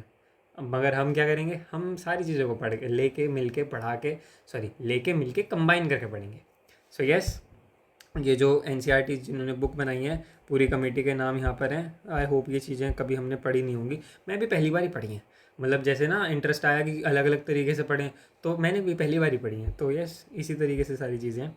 यही पूरा काउंसिल है, ये सारे लोग हैं जितने भी इनके यहाँ पे नाम लिखे हैं, इन सब ने मिल के बुक बनाई है। मन करे तो पढ़ना, बाकी जो मेन बातें थी मैंने बता दी हैं। ये भी बोल रहे हैं कि एक बुक को एक प्रिस्क्राइब, मतलब ये जो NCERT की बुक है इसको सोल रिसोर्स मत मानो, सोल बेसिस ऑफ एग्जामिनेशन मत मानो, अलग अलग चीज़ों को कंबाइन करके पढ़ो। तो यस, हम वैसे ही पढ़ने वाले हैं, बात मान लेते हैं इनकी। रैशनलाइज्ड कंटेंट की बात है थोड़ी सी। अब आ जाते हैं हमारे चैप्टर पर। चैप्टर्स देखो, ये पहला पार्ट है। सबसे पहले हम इसमें मैनेजमेंट को देखेंगे। Management, nature and significance of management. Nature क्या है उसका, मैनेजमेंट की होती कैसी, आर्ट है, साइंस है, प्रोफेशन है, वो देखेंगे थोड़ा सा। एंड सिग्निफिकेंस क्या है, यानी कि इंपॉर्टेंस क्या है। चैप्टर का नाम है बट मैनेजमेंट के बारे में इसमें हम पढ़ेंगे। इंट्रोडक्शन है मैनेजमेंट का पूरा जो हम ये आगे वीडियोस में डिस्कस करेंगे। उसके बाद प्रिंसिपल्स ऑफ मैनेजमेंट, 14 प्रिंसिपल्स उन्होंने दिए हैं हेनरी फ्योल सर ने, और कुछ साइंटिफिक प्रिंसिपल्स जो दिए हैं फ्रेडरिक विंसलो टेलर ने, उनके सारे प्रिंसिपल्स को हम पढ़ेंगे। कुछ टेक्निक्स दिए हैं मैनेजमेंट को किस तरीके से अच्छे तरीके से कर सकते हैं परफॉर्म, एंड यही सारी चीज़ें प्रिंसिपल्स के। फिर कुछ लाइक जो प्रिंसिपल्स हैं मैनेजमेंट नहीं, अब जो प्रिंसिपल्स हैं मैनेजमेंट के, उनके क्या फीचर्स हैं, उनके क्या लिमिटेशंस हैं, उनकी क्या सिग्निफिकेंस हैं, वो सारी चीज़ें पढ़ेंगे। सिग्निफिकेंस और फीचर्स में अलग अलग होते हैं। फीचर्स तो होगा कि तुम्हारे दो दो आँख हो गए, दो कान हो गए, ठीक है। और क्या कहते हैं, तुम्हारी सिग्निफिकेंस क्या हो गई कि आँखों से तुम बहुत ही बेहतरीन बेहतरीन चीज़ें देख सकते हो, कानों से तुम बहुत ही बढ़िया बढ़िया भजन सुन सकते हो, वाह वाह वाह वाह, समझ रहे हो बात को। तो मुंह से कंठ से बोल सकते हो। हाँ, ये सारे मतलब ये सिग्निफिकेंस हो गया, यानी कि इंपॉर्टेंस क्या है इस चीज़ की। बिजनेस एनवायरनमेंट पढ़ेंगे, जितने जो हमने सारी बातें करी इसकी, planning, organising, staffing, directing, controlling, जो ये मैनेजमेंट के 5 फंक्शंस होते हैं, सारे के सारे फंक्शंस को हम पढ़ने वाले हैं, ठीक है। आई होप द चीज़ें इज़ क्लियर। अभी हम आगे चलते हैं, सेकंड पार्ट देखते हैं बिजनेस स्टडीज़ का। एंड ये देखो मैं दिखाता हूँ, क्लास 12 बिजनेस स्टडीज़, दूसरी बुक इंटरेस्टिंग है। एंड वो तुम्हें, अगर तुम ट्रेडिंग वगैरह करते हो या फिर कुछ फाइनेंशियल मार्केट से रिलेटेड है वो। एंड इसके बारे में तुम्हें एक और इंटरेस्टिंग बात बताता हूँ, ये वाली बुक के बारे में। इसमें जो चैप्टर्स है ना, इसमें हमें सबसे पहले सिखाया जाएगा फाइनेंशियल मैनेजमेंट। अगर तुम लाइक चार्टेड अकाउंटेंट्स का चार्ट मतलब सीए करते हो, तो सीए इंटर लेवल पे और फाइनल लेवल पे तो आई एम नॉट श्योर अभी, आई am sorry about that, but yes, CA inter level पर पूरा एक चैप्टर है फाइनेंशियल मैनेजमेंट और फाइनेंशियल मार्केट। ये क्या करा है इन्होंने, चैप्टर ही हटा दिया है। अरे अरे, this is the rationalisation of content in text book. Let एक सेकंड, देखो अभी ना, अभी तक क्या हुआ करता था, फाइनेंशियल मैनेजमेंट और इसके बाद फाइनेंशियल मार्केट भी था तुम्हारे चैप्टर में, बट अभी इन्होंने फाइनेंशियल मार्केट हटा दिया है। फटाफट से फाइनेंशियल मैनेजमेंट को, मैंने भी ये सिलेबस अभी देखा है, आई एम सॉरी भाई, चेंज हुआ है सिलेबस थोड़ा सा। मैं बताता हूँ, एक मिनट, क्या हुआ है ये, मतलब मैं पहले पता कर लेता हूँ फिर बताता हूँ, just a moment. Business studies business studies business studies business studies business studies खो गई मिल गई। हाँ, एक सेकंड बस। तो देखो, चैप्टर 1 अगर हम खोलें, फाइनेंशियल मैनेजमेंट, मार्केटिंग मैनेजमेंट, और मार्केटिंग मैनेजमेंट में हम क्या पढ़ेंगे, मार्केट्स को, लाइक जो जितने भी तुम ये देख रहे हो ना, ये टी शर्ट हो गई, या फिर तुम जितनी भी सारी चीज़ें देख रहे हो, ब्रांडिंग है, अप्सरा की इरेजर है, इरेजर हो गई अप्सरा, इस पर लिखा है, जितने ये इसकी लेबलिंग है, पैकेजिंग, ब्रांडिंग, मार्केटिंग क्या होती है बेसिकली, चीज़ों को मार्केटिंग के बारे में हम इसमें बहुत सारी बातें पढ़ेंगे। बट कैसा भी तुम देखो इसमें क्या क्या चीज़ें हैं। एक तो मीनिंग ऑफ बिजनेस फाइनेंस, ठीक है, डिस्क्राइब फाइनेंशियल मैनेजमेंट, उसका डेफिनेशन पढ़ेंगे हम। फाइनेंशियल मैनेजमेंट का देखो, मैं तुम्हें अभी एक मार्क की, 2-3 मार्क्स का ना, कभी क्वेश्चन आ जाए बोर्ड में, अभी अभी से ही तुम क्लियर कर लो। फाइनेंशियल मैनेजमेंट का गोल क्या होता है, फाइनेंशियल मैनेजमेंट का बेसिक पर्पस होता है to increase the wealth of share holder, owner की वेल्थ को बढ़ाना। ये बातें हम पढ़ेंगे क्या है, मतलब क्या है इसका, मगर ये याद कर लो। तो explain the role of financial management in our enterprise, ठीक है, discuss the objectives of financial management and how they could be achieved, explain the meaning and importance of financial management, ठीक है। कैपिटल स्ट्रक्चर आ जाएगा फिर उसके बाद, factors affecting choice of capital structure. ये जो सब्जेक्ट है ना, ये सीए के इंटर लेवल पर तुम इसको एज अ 50 मार्क्स सब्जेक्ट पढ़ते हो। साथ में एक एफएम जैसे होता है, तो financial management and strategic management. Strategic management में स्ट्रेटजीज डिस्कस करी जाती हैं, वो थोड़ा सा अलग पार्ट है। बट फाइनेंशियल मैनेजमेंट किस तरीके से बिजनेस में, देखो बिजनेस में क्या होता है, पैसे आएंगे, हम पैसे कहाँ से लाएं, पैसों को किस तरीके से काम में लगाएं, और जो हमारे पास प्रॉफिट आया उसको उसका डिविडेंड कैसे बांटें, या फिर डिविडेंड नहीं बांटना अगर, तो उसको ग्रोथ में कैसे लगाएं। इन तीनों चीज़ों पे जो फाइनेंशियल मैनेजमेंट है उसके यही तीन जो है रोल होते हैं, उसके 3 फंक्शंस होते हैं, ठीक। तो मतलब ये 3 मेन चीज़ें हैं जो फाइनेंशियल मैनेजमेंट करता है एक ऑर्गेनाइजेशन में। तो पैसे कहाँ से लाने हैं, और मतलब ये जो पूरा सब्जेक्ट है ना, अब ये सीए इंटर में है एंड इतनी डेप्थ में है। तो जैसे ही मेरा वो सब्जेक्ट ख़त्म होता है, जब तक हम लाइक अभी पढ़ूंगा अगर मैं उसको, तो अगर हम उस टाइम पे फिर ना हम इस वाले चैप्टर तक आ जाएंगे, तो सीए इंटर की काफ़ी सारी बातें तुम्हें अभी क्लास 12th में ही पता चल जाएंगी, किस तरीके से चीज़ें हैं। वो बहुत सारा इंटीग्रेट करके पढ़ेंगे, क्योंकि ये एक चैप्टर, यहाँ पर एक चैप्टर एंड वहाँ पर पूरा सब्जेक्ट, वो भी 50 मार्क्स का, विद बहुत सारे चैप्टर्स एंड बहुत सारी मज़ेदार बातें। ये हमारा सिलेबस था क्लास 12 बीएसटी का। चैप्टर 2 बुक हैं, एक बुक में हम पढ़ने वाले हैं रिगार्डिंग मैनेजमेंट, पूरी मैनेजमेंट हम कैसे करेंगे, लाइक मैनेजमेंट, एंड फिर अलग अलग मैनेजमेंट के बारे में पढ़ेंगे। मार्केटिंग मैनेजमेंट पढ़ेंगे और फाइनेंशियल मैनेजमेंट पढ़ेंगे। मार्केटिंग मैनेजमेंट, फाइनेंशियल मैनेजमेंट मैंने तुम्हें बता दिया होता क्या है। मार्केटिंग मैनेजमेंट को जब हम पढ़ेंगे तभी डिस्कस करेंगे, ठीक। तो बाकी हाँ, जैसे जो भी चीज़ें तुम्हारे पास आती है ना, तुम कोई भी चीज़ खरीद के ला रहे हो, उसके जो कोई भी अगर पैकेट फूड है, तो तो उस पर जितनी भी लेबलिंग है वो सारी मार्केटिंग के अंदर आएगी। मार्केटिंग मतलब बहुत बढ़िया बढ़िया बातें, बहुत वास्ट चीज़ है, तो इसको हम पढ़ेंगे। अब अभी हम एक बार आते हैं अपने इंडेक्स पे कि हमने कहाँ तक सारी चीज़ें कर ली हैं। ये देखो, ये हमारा एक तो वाई बिजनेस स्टडीज़ क्लियर हो गया है, क्लास 12th का बीएसटी का सिलेबस भी ओवरव्यू हमने ले लिया है।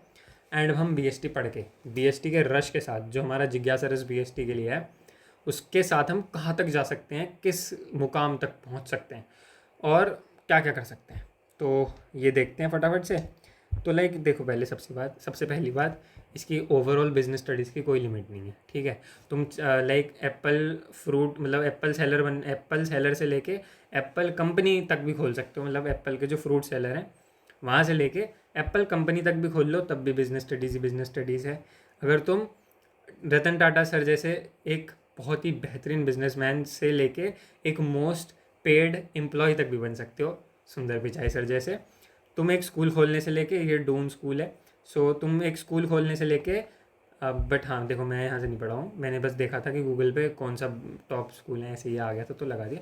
नो ऑफेंस, नो आगे पीछे की बातें, बस यस, स्कूल से लेके तुम पेट्रोल पंप तक कुछ भी खोल सकते हो, सब जगह बिजनेस स्टडीज़ चाहिए। और लाइक तुम एक ट्यूशन टीचर बनने से लेके, ट्यूशन में बच्चों को पढ़ाने से लेके, बहुत सारे, लाइक पूरा इंडिया तुमसे पढ़ सके, तुम्हारा एक तुम ऐसा प्लेटफॉर्म भी बना सकते हो, तो जहाँ पे बहुत सारे टीचर्स कंबाइंड हो, फिजिक्स वाला हम सब जानते हैं, तो ये भी तुम कर सकते हो। Business studies is the root, ठीक है ना, बिजनेस स्टडीज़ हर जगह है।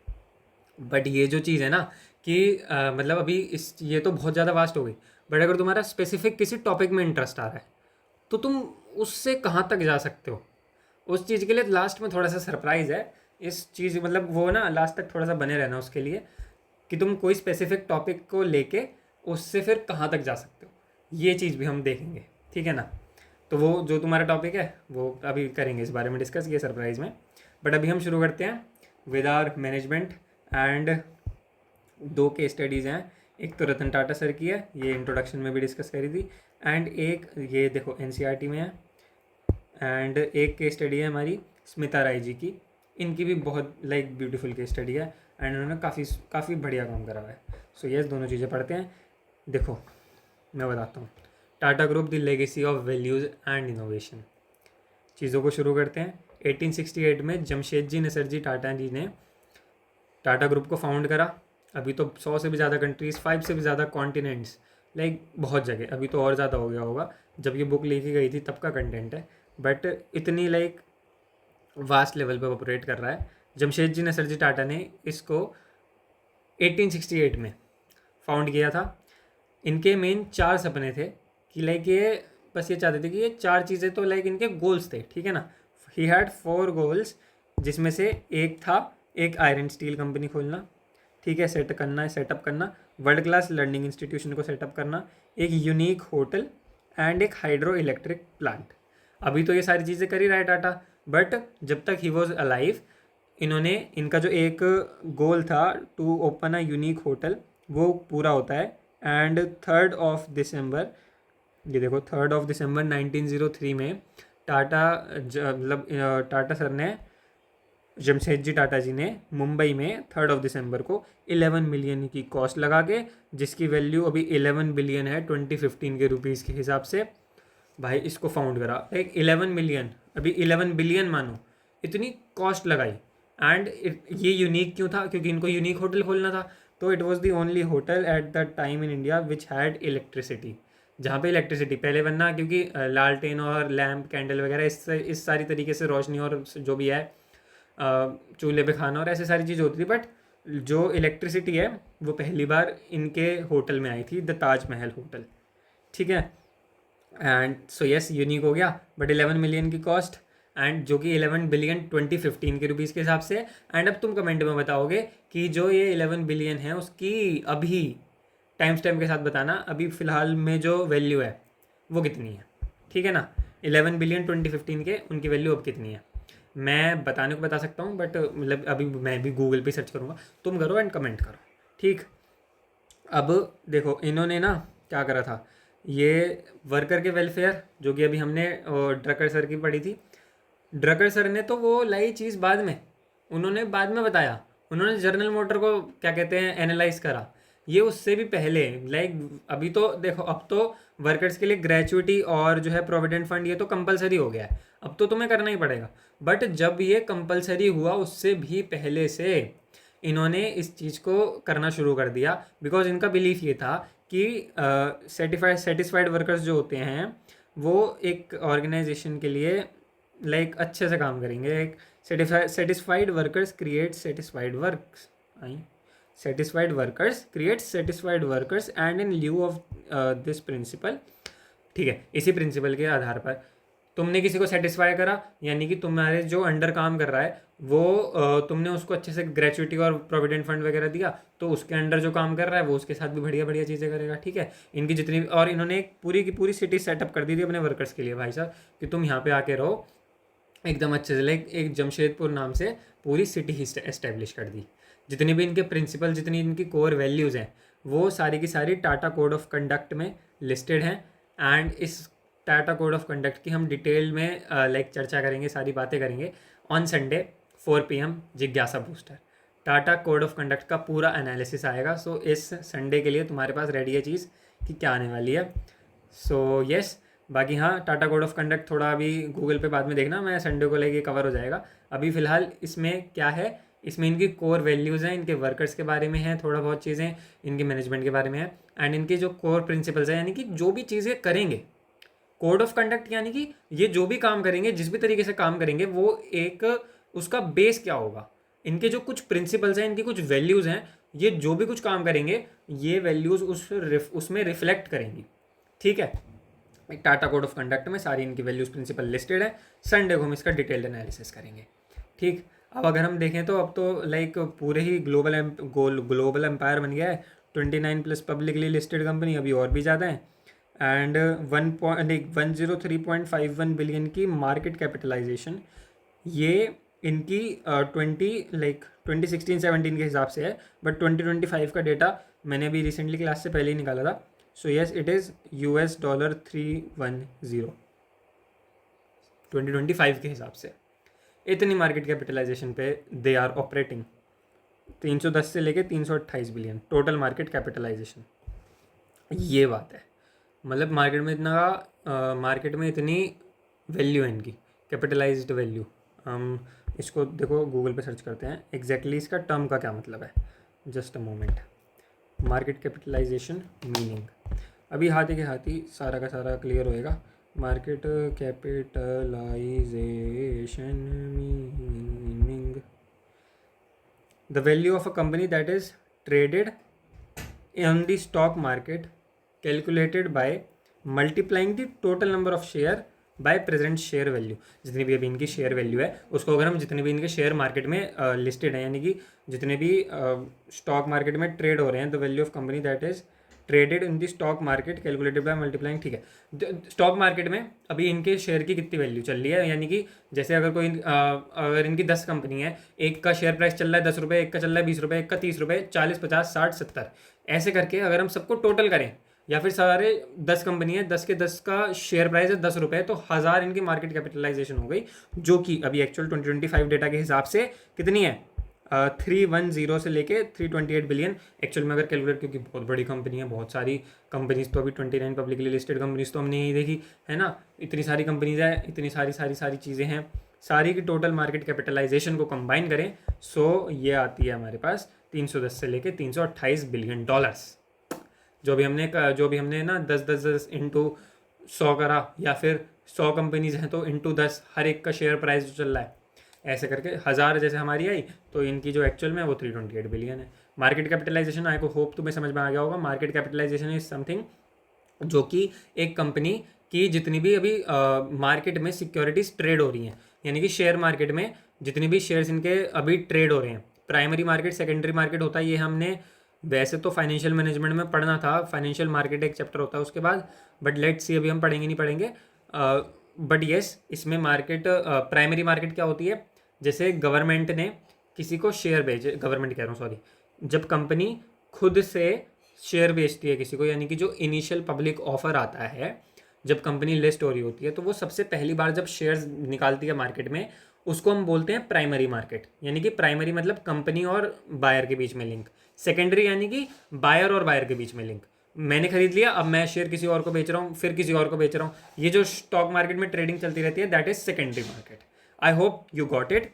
एंड अभी हम ठीक है, अभी तो फिलहाल इनकी 310 लाइक इतनी सारी मार्केट कैपिटलाइजेशन है। सो यस, ये इनकी मार्केट कैपिटलाइजेशन है, बट अभी हमारा जो मेन कंसर्न है वो हमारा ये है कि मैनेजमेंट को हमने समझना है, इनके जो भी सारी चीज़ें इन्होंने करी उसके थ्रू वर्कर्स का वेलफेयर करा है, ठीक है। एंड विजनरी फाउंडर तो थे, इन्होंने गोल सेट करा और चीज़ों को अपने वर्कर्स के लिए सेटिस्फाइड करा, उनको वर्कर्स को सेटिस्फाई करा, एंड जिससे इन टर्न और सेटिस्फाइड वर्कर्स बने। उसके बाद ये अभी इतने बड़े बिजनेस एम्पायर बन गया है। एंड इन्होंने सोशल रिस्पॉन्सिबिलिटी भी अपनी बहुत अच्छे से निभाई। सोशल रिस्पॉन्सिबिलिटी क्या होती है? एक समाज के प्रति, जो भी तुम जिस भी समाज में रह के उसके रिसोर्सेज को यूज़ करके सारा का सारा तुम काम कर रहे हो, तो उस समाज के प्रति भी तुम्हारी कुछ रिस्पॉन्सिबिलिटी है, that is social responsibility.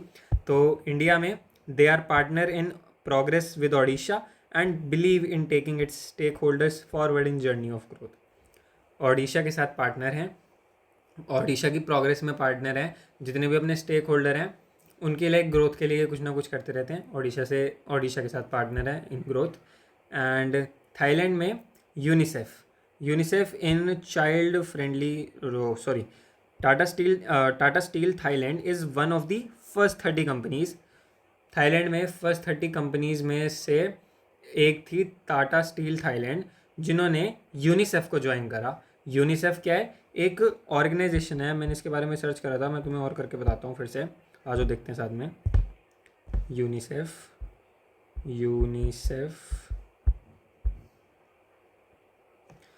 UN agency working in over 190 countries to provide humanitarian and developmental aid to children, focusing on health, education, protection and emergencies. Children's की हेल्थ के लिए, मैं इसको वहीं पे इंसर्ट कर देता हूँ जिससे कि तुम्हें दिक्कत ना हो। Just a moment. यस, सो तुम बाद में पढ़ो तो इसको चीज़ को ध्यान में रख सको। इनके साथ टाटा ग्रुप ने इनके साथ कंबाइन करके जो चिल्ड्रन थे उनकी हेल्थ के लिए वहाँ पर कंट्रीब्यूट करा थाईलैंड में। एंड अगर हम चलते हैं यूरोप में, तो वहाँ पर भी इन्होंने बहुत अच्छी अच्छी चीज़ें करी हैं। स्टील, अभी एक सेकेंड इसको जस्ट पेस्ट करके, जस्ट एक सेकेंड रुक जाओ बस, है ना। यूनिसेफ ये यहाँ पर आ गई है, थाईलैंड से रिलेटेड है, sorry for a moment. Yes, Europe में Tata steel Europe's community partnership program future generations with themes of education. वहाँ पर भी इन्होंने एजुकेशन और environment, health and wellbeing works across UK, बहुत सारी सोशल चीज़ें, यानी कि लोगों के एजुकेशन के लिए, एनवायरनमेंट की प्रोटेक्शन के लिए, लोगों की हेल्थ के लिए, एंड वर्कर्स के और जितने भी सारे काम हो रहे थे हेल्थ एंड वेलबींग वर्क्स, उसमें कंट्रीब्यूट करा। Assisting job and wealth creation bye supporting small and medium businesses, उनको स्मॉल और मीडियम बिजनेसेस को फाइनेंस प्रोवाइड करा, यानी कि उनको पैसों के लिए, पैसों से इक्विप करा, उनको फाइनेंस प्रोवाइड करा, उनको पैसे दिए जिससे कि वो अपना बिजनेस ग्रो कर सके। ये यूरोप में करा। एंड थाईलैंड में इन्होंने यूनिसेफ के साथ कंबाइन कर the children sustainability forum to make commitment in protecting children's rights, क्योंकि जो इस कंपनी का गोल था उसके साथ अलाइन करके इन्होंने सारी चीज़ें करी।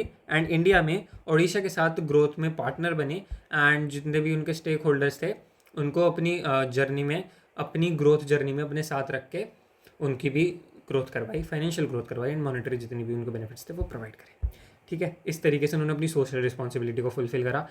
कितने अच्छे तरीके से सारी मैनेजमेंट चल रही है, इस चीज़ को भी हमें पकड़ के देखते रहना है बार बार। सस्टेनेबिलिटी, एनवायरनमेंट को भी प्रोटेक्ट कर रहे हैं, जितनी भी इनकी हाई लाइक जहाँ पे भी मेन जो प्रोडक्शन यूनिट्स हैं, मैन्युफैक्चरिंग यूनिट्स हैं, वहाँ पे जो भी काम होता है, ISO 14001 और भी बहुत सारे लाइक पोल्यूशन से रिलेटेड स्टैंडर्ड होते हैं।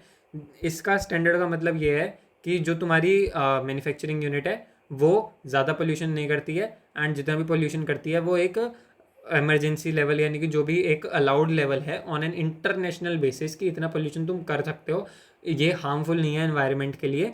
वो जो एनवायरनमेंट अभी जो है हमारा, वो इसको लाइक कंपनसेट कर लेगा अपने आप से।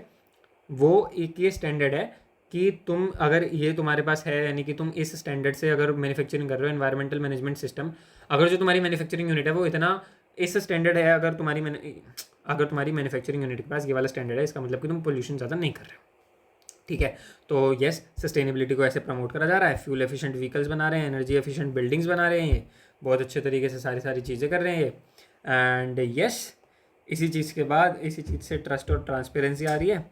एंड ये जो चीज़ें पॉसिबल तभी हो पा रही हैं, possible only through effective and efficient management and coordination at all levels. ये लाइन तो भैया लिख लो, पूरे जितने भी हमने आंसर्स लिखने हैं ना बीएसटी में, सब में काम आनी है। यहाँ पर थोड़ा सा लास्ट में बोरिंग हो गया होगा, मैं समराइज कर देता हूँ कि इन्होंने चीज़ों को कैसे करा। ग्लोबल एंटरप्राइज बने हैं, ग्लोबल बिजनेस एम्पायर बन गए हैं, पूरे हर जगह फैल गए हैं। थाईलैंड, यूरोप और इंडिया में सोशल रिस्पॉन्सिबिलिटी को कैसे इन्होंने अपनी कोर वैल्यू जो कि इनकी है सोशल रिस्पॉन्सिबिलिटी, उसको कैसे अपलिफ्ट करा, उसको कैसे इन्होंने करके दिखाया अपने एक्शंस के थ्रू।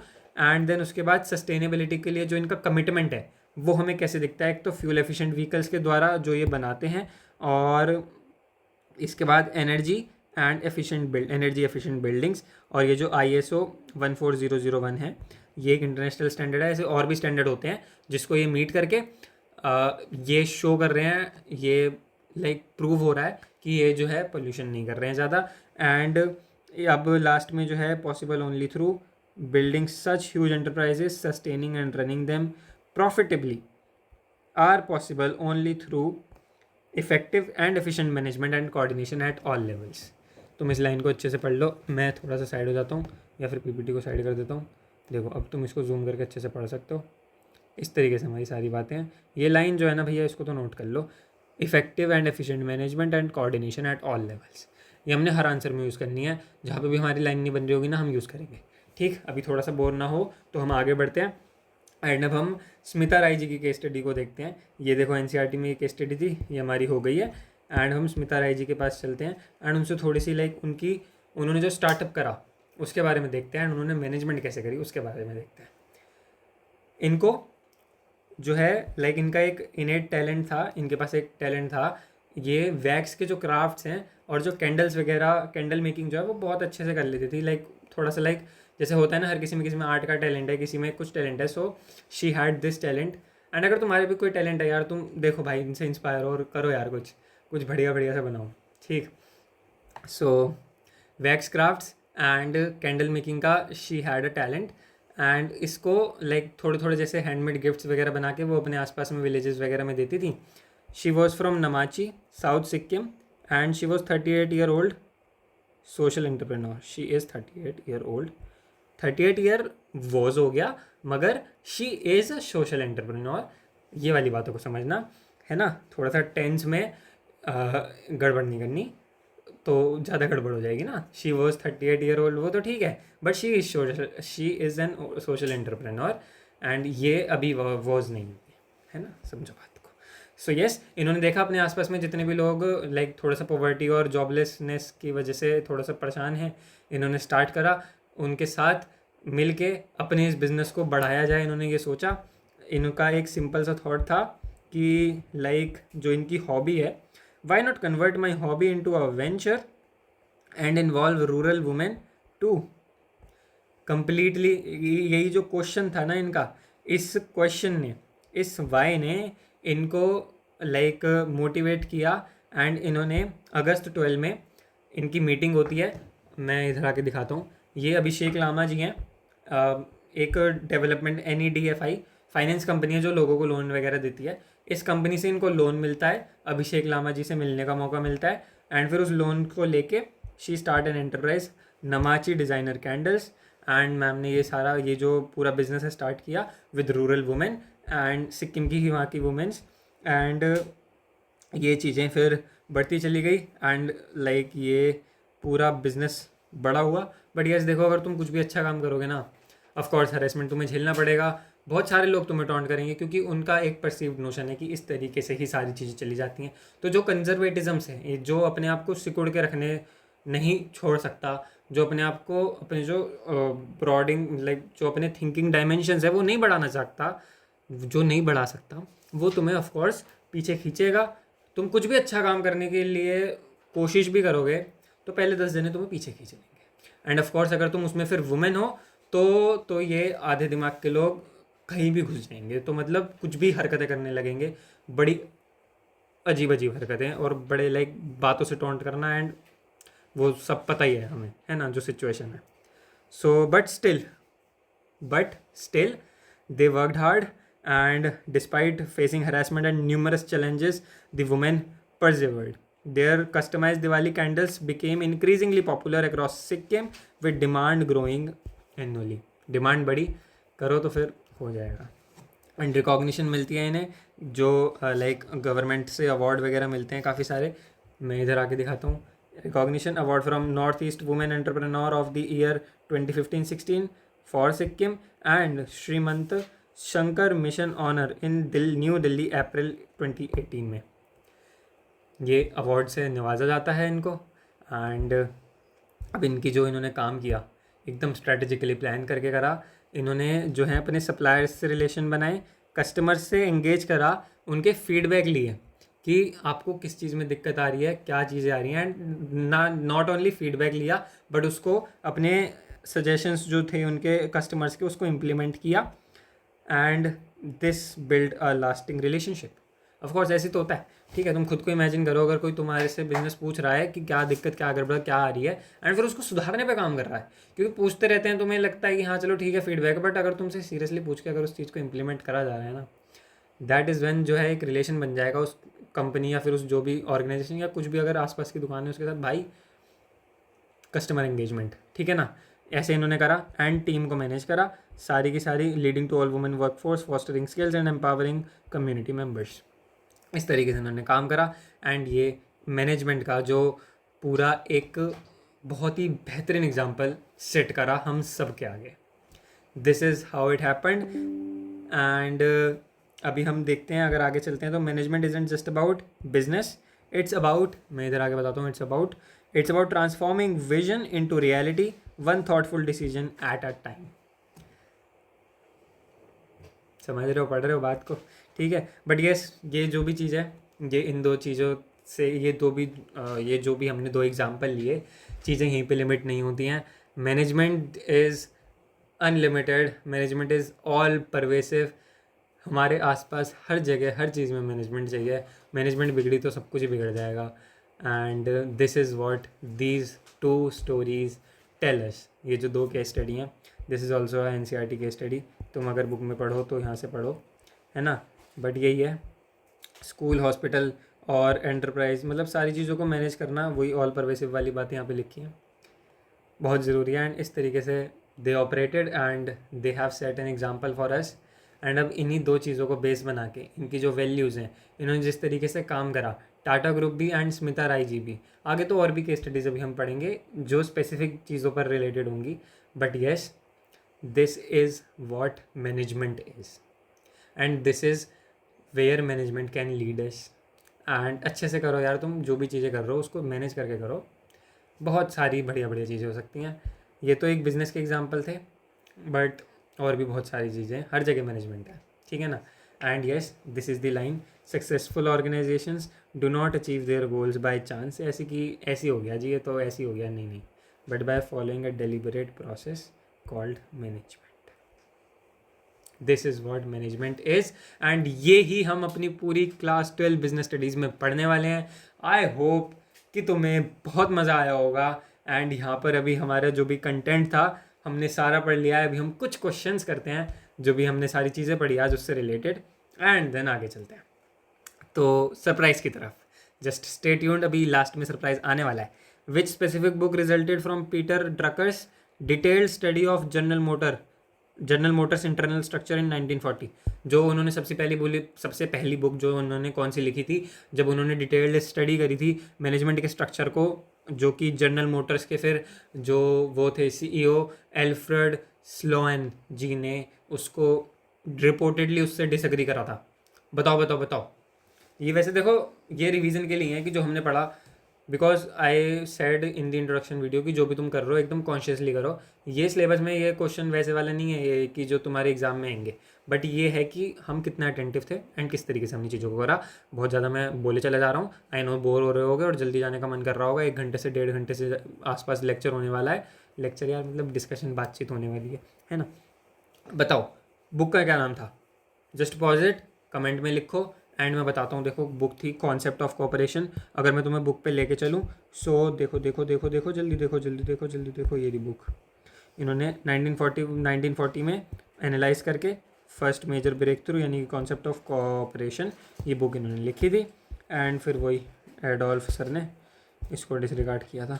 ये बैठे सिर पकड़ के अपना, यार मेरे को मज़ा नहीं आया, मेरी तारीफ़ ही नहीं करी इसने, मेरी की तो कमियाँ बता दी, ओए होए होए होए ओए होए होए। चलो ठीक है, अब ये आ जाते हैं यहाँ पे the concept of coordination, sorry the concept of cooperation. And the second question, what did Peter Drucker believe was the primary purpose of a business? ये हमने पढ़ा है कि बिजनेस का पर्पस प्रॉफिट नहीं, क्या है? पॉज इट, थिंक एंड ठीक है, to create a customer rather than just profit. ठीक। How did the Tata group demonstrate its commitment to worker welfare before it became legal requirement? बताओ यार जल्दी से इजी सी चीज़ है। Before, by providing interest free housing loans, by paying gratuity and provident fund, by allowing workers to set their own salaries. तुम अपनी salary अपने आप डिसाइड कर लो ऐसे थोड़ी भाई। By offering 100% job security for life. चलो ठीक है, कर सकते हैं। बाकी इन्होंने क्या करा था? ये करा था bye paying gratuity and provident fund. ठीक है, अब हम सॉरी फॉर दिस, हाँ आगे चलते हैं। तो knowledge workers, the term knowledge workers was coined by Peter Drucker to describe a specific shift in the economy, which of the following best reflects that concept, या फिर दिस कॉन्सेप्ट। नॉलेज वर्कर्स का क्या मतलब है, basically ये पूछ रहे हैं। ठीक है ना। Managers who only use common sense to lead, वो होते हैं knowledge workers. Workers who only perform repetitive manual task, वो होते हैं नॉलेज वर्कर्स। ये पॉइंट ऑफ सेग्रीगेशन बन सकता है, जो होते हैं और जो नहीं होते उसमें। ठीक है ना। People whose value is based on their skills and information, जिनकी वैल्यूज अपने स्किल्स और इन्फॉर्मेशन पे बेस्ड होती हैं। या फिर employees who act as extensions of factory machines, नहीं ना, of course. Option option option option option option C. Okay, people whose values is based on skill and information.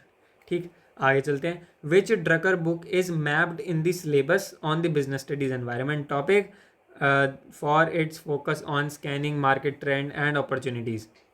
Business environment की बात इसमें इन्होंने कौन सी बुक में करी थी? अपॉर्चुनिटीज़ को स्कैन करने से रिलेटेड बात इन्होंने कौन सी बुक में करी थी? बताओ बताओ, मैंने बोला था कि ये वाली जो बुक है ये काम आएगी बिजनेस एनवायरनमेंट में। बताओ बताओ बताओ बताओ बताओ बताओ बताओ, जल्दी जल्दी जल्दी। The practice of management, innovation and entrepreneurship, effective executive, या फिर task responsibilities and practice? I guess ये तुम्हें कमेंट में आंसर देना चाहिए। तुम कमेंट में आंसर दो एंड वीकेंड पे हम इसको डिस्कस करेंगे जब हम पूरा रिवीजन कर रहे होंगे पूरे वीक का। According to the blueprint of modern management, how does the Drucker era differ from? ये मैं इस पर लिख दूँ जल्दी से, थोड़ा सा पेन का साइज़ बड़ा करके मैं जल्दी से लिख देता हूँ, तुम्हारा टाइम भी वेस्ट ना हो। दिस इज़ हैशटैग होमवर्क, या फिर होमवर्क यानी कि आंसर योर से, homework answer in comment, answer in comments. क्या कर रहा हूँ? ठीक है, ओके।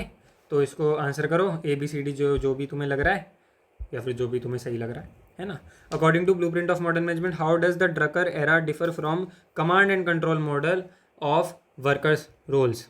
रिगार्डिंग वर्कर के जो रोल है उसका, वर्कर का रोल कमांड एंड कंट्रोल से रिलेट हटा के ब्लू प्रिंट ऑफ मैनेजमेंट ये कहाँ पे आता है? Blueprint of modern management, how does Drucker's era, Drucker के एरा में और कमांड कंट्रोल एरा में कहाँ पे फ़र्क आता है? Decision making became centralised at the very top level of pyramid. वो हमने पिरामिड देखा था ना, ये देखो जल्दी से देख लो। रिवीजन तो भैया बहुत ज़रूरी है, जो भी चीज़ पढ़ रहे हो बहुत कॉन्शियसली करो तभी मज़ा आएगा।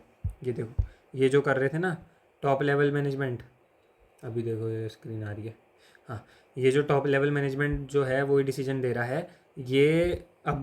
बट इस ड्रकर के एरा में जो शिफ्ट होके क्या हो गया था, ऐसा सा हो गया था ना, तो ये वाली चीज़ के बारे में पूछ रहे हैं।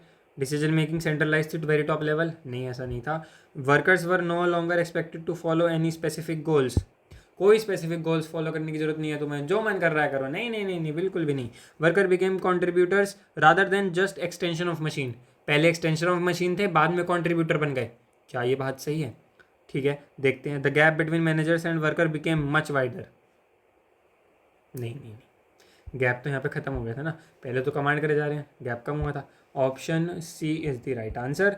बट उसका थर्ड वाले का, इस वाले का फिफ्थ क्वेश्चन का तुमने आंसर होमवर्क का जो है तुम्हें कमेंट्स में देना है। बाकी हम वीडियो पे उसमें वीकेंड पे डिस्कस करेंगे। सो आई होप अभी सारी की सारी चीज़ें रिवाइज हो गई हैं। सबसे पहले आज हमने देखा कि जो हमने सबसे पहले वाई क्लियर करा, अपना वाई क्लियर कर लिया। उसके बाद हमने ये देखा कि वाई बिज़नेस स्टडीज़ हम पढ़ रहे हैं, वाई BST, और साथ ही साथ हमने प्लेज भी लिया है 30 डेज़ का। बिल्कुल यार, याद रखना है, डेली करना है, ठीक है ना। प्रॉमिस करो कि, कमेंट करो कि yes I am on to 30 days pledge. 30 promise नहीं करे हमने, 30 डेज़ प्रॉमिस करें हैं। 30 डेज़ का प्रॉमिस करा है, ठीक है। एंड उसके बाद हमने क्या करा, उसके बाद हमने तो वाई BST तो उसके बाद देखा था। एंड वाई BST के बाद देखा how far with BST, how far with BST। And इसी से रिलेटेड अभी सरप्राइज़ आने वाला है, आने वाला है, आने वाला है, आने वाला है, आने वाला है, आने वाला है, आने वाला है, ठीक है। तो बाकी ये भी देख लिया। बाकी हमने थोड़े से क्वेश्चंस भी कर लिए, क्वेश्चंस भी कर लिए, और इसमें जो है होमवर्क भी दे लिया। होमवर्क अभी हमने करना है, ये कमेंट डाउन, कमेंट करो, ठीक है ठीक है। सो यस, क्वेश्चंस हो गया, 30 डेज़ का प्रॉमिस हो गया, how far with BST। And हमने 2 बहुत ही अच्छे एग्जांपल्स देखे, 2 examples of management which were real life case studies, जो कि हमारी बाइबल, हमारी NCERT में है, ठीक है। एंड अभी हम सरप्राइज़ की साइड चलते हैं। जल्दी से बताऊँ क्या सरप्राइज़ है। ये तो भाई स्क्रीन हैंग कर रही है। हाँ देखो सरप्राइज़, देखो अभी हमने क्या डिस्कस करा था यहाँ पे कि कोई स्पेसिफिक टॉपिक अगर हमारे पास है तो हम उसमें कितना डीप जा सकते हैं।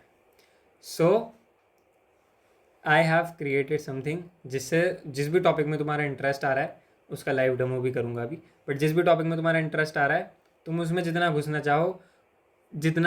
चाहो घुस सकते हो। एंड उसका एक पूरा रोड मैप तुम्हें मिल जाएगा। I am here disclosing the gift, the surprise, here it is. Master any topic, जिज्ञासा rush topic mastery road map prompt. ये ChatGPT का एक प्रॉम्प्ट है जो तुम अपने टॉपिक के साथ डालो and it will give you a complete road map कि अगर तुम्हारा इस टॉपिक में इंटरेस्ट आ रहा है तो तुम उसको और कितना ज़्यादा घुस के कितना बेहतरीन तरीके से एक्सप्लोर कर सकते हो, उस टॉपिक में कहाँ तक जा सकते हो, कौन सी डिग्री ऐसी है जो तुम उससे कर सकते हो, एंड फिर तुम्हारे पास क्या जॉब अपॉर्चुनिटीज़ रहेंगी, और इस तरीके से तुम उस टॉपिक में मास्टरी कैसे हासिल कर सकते हो।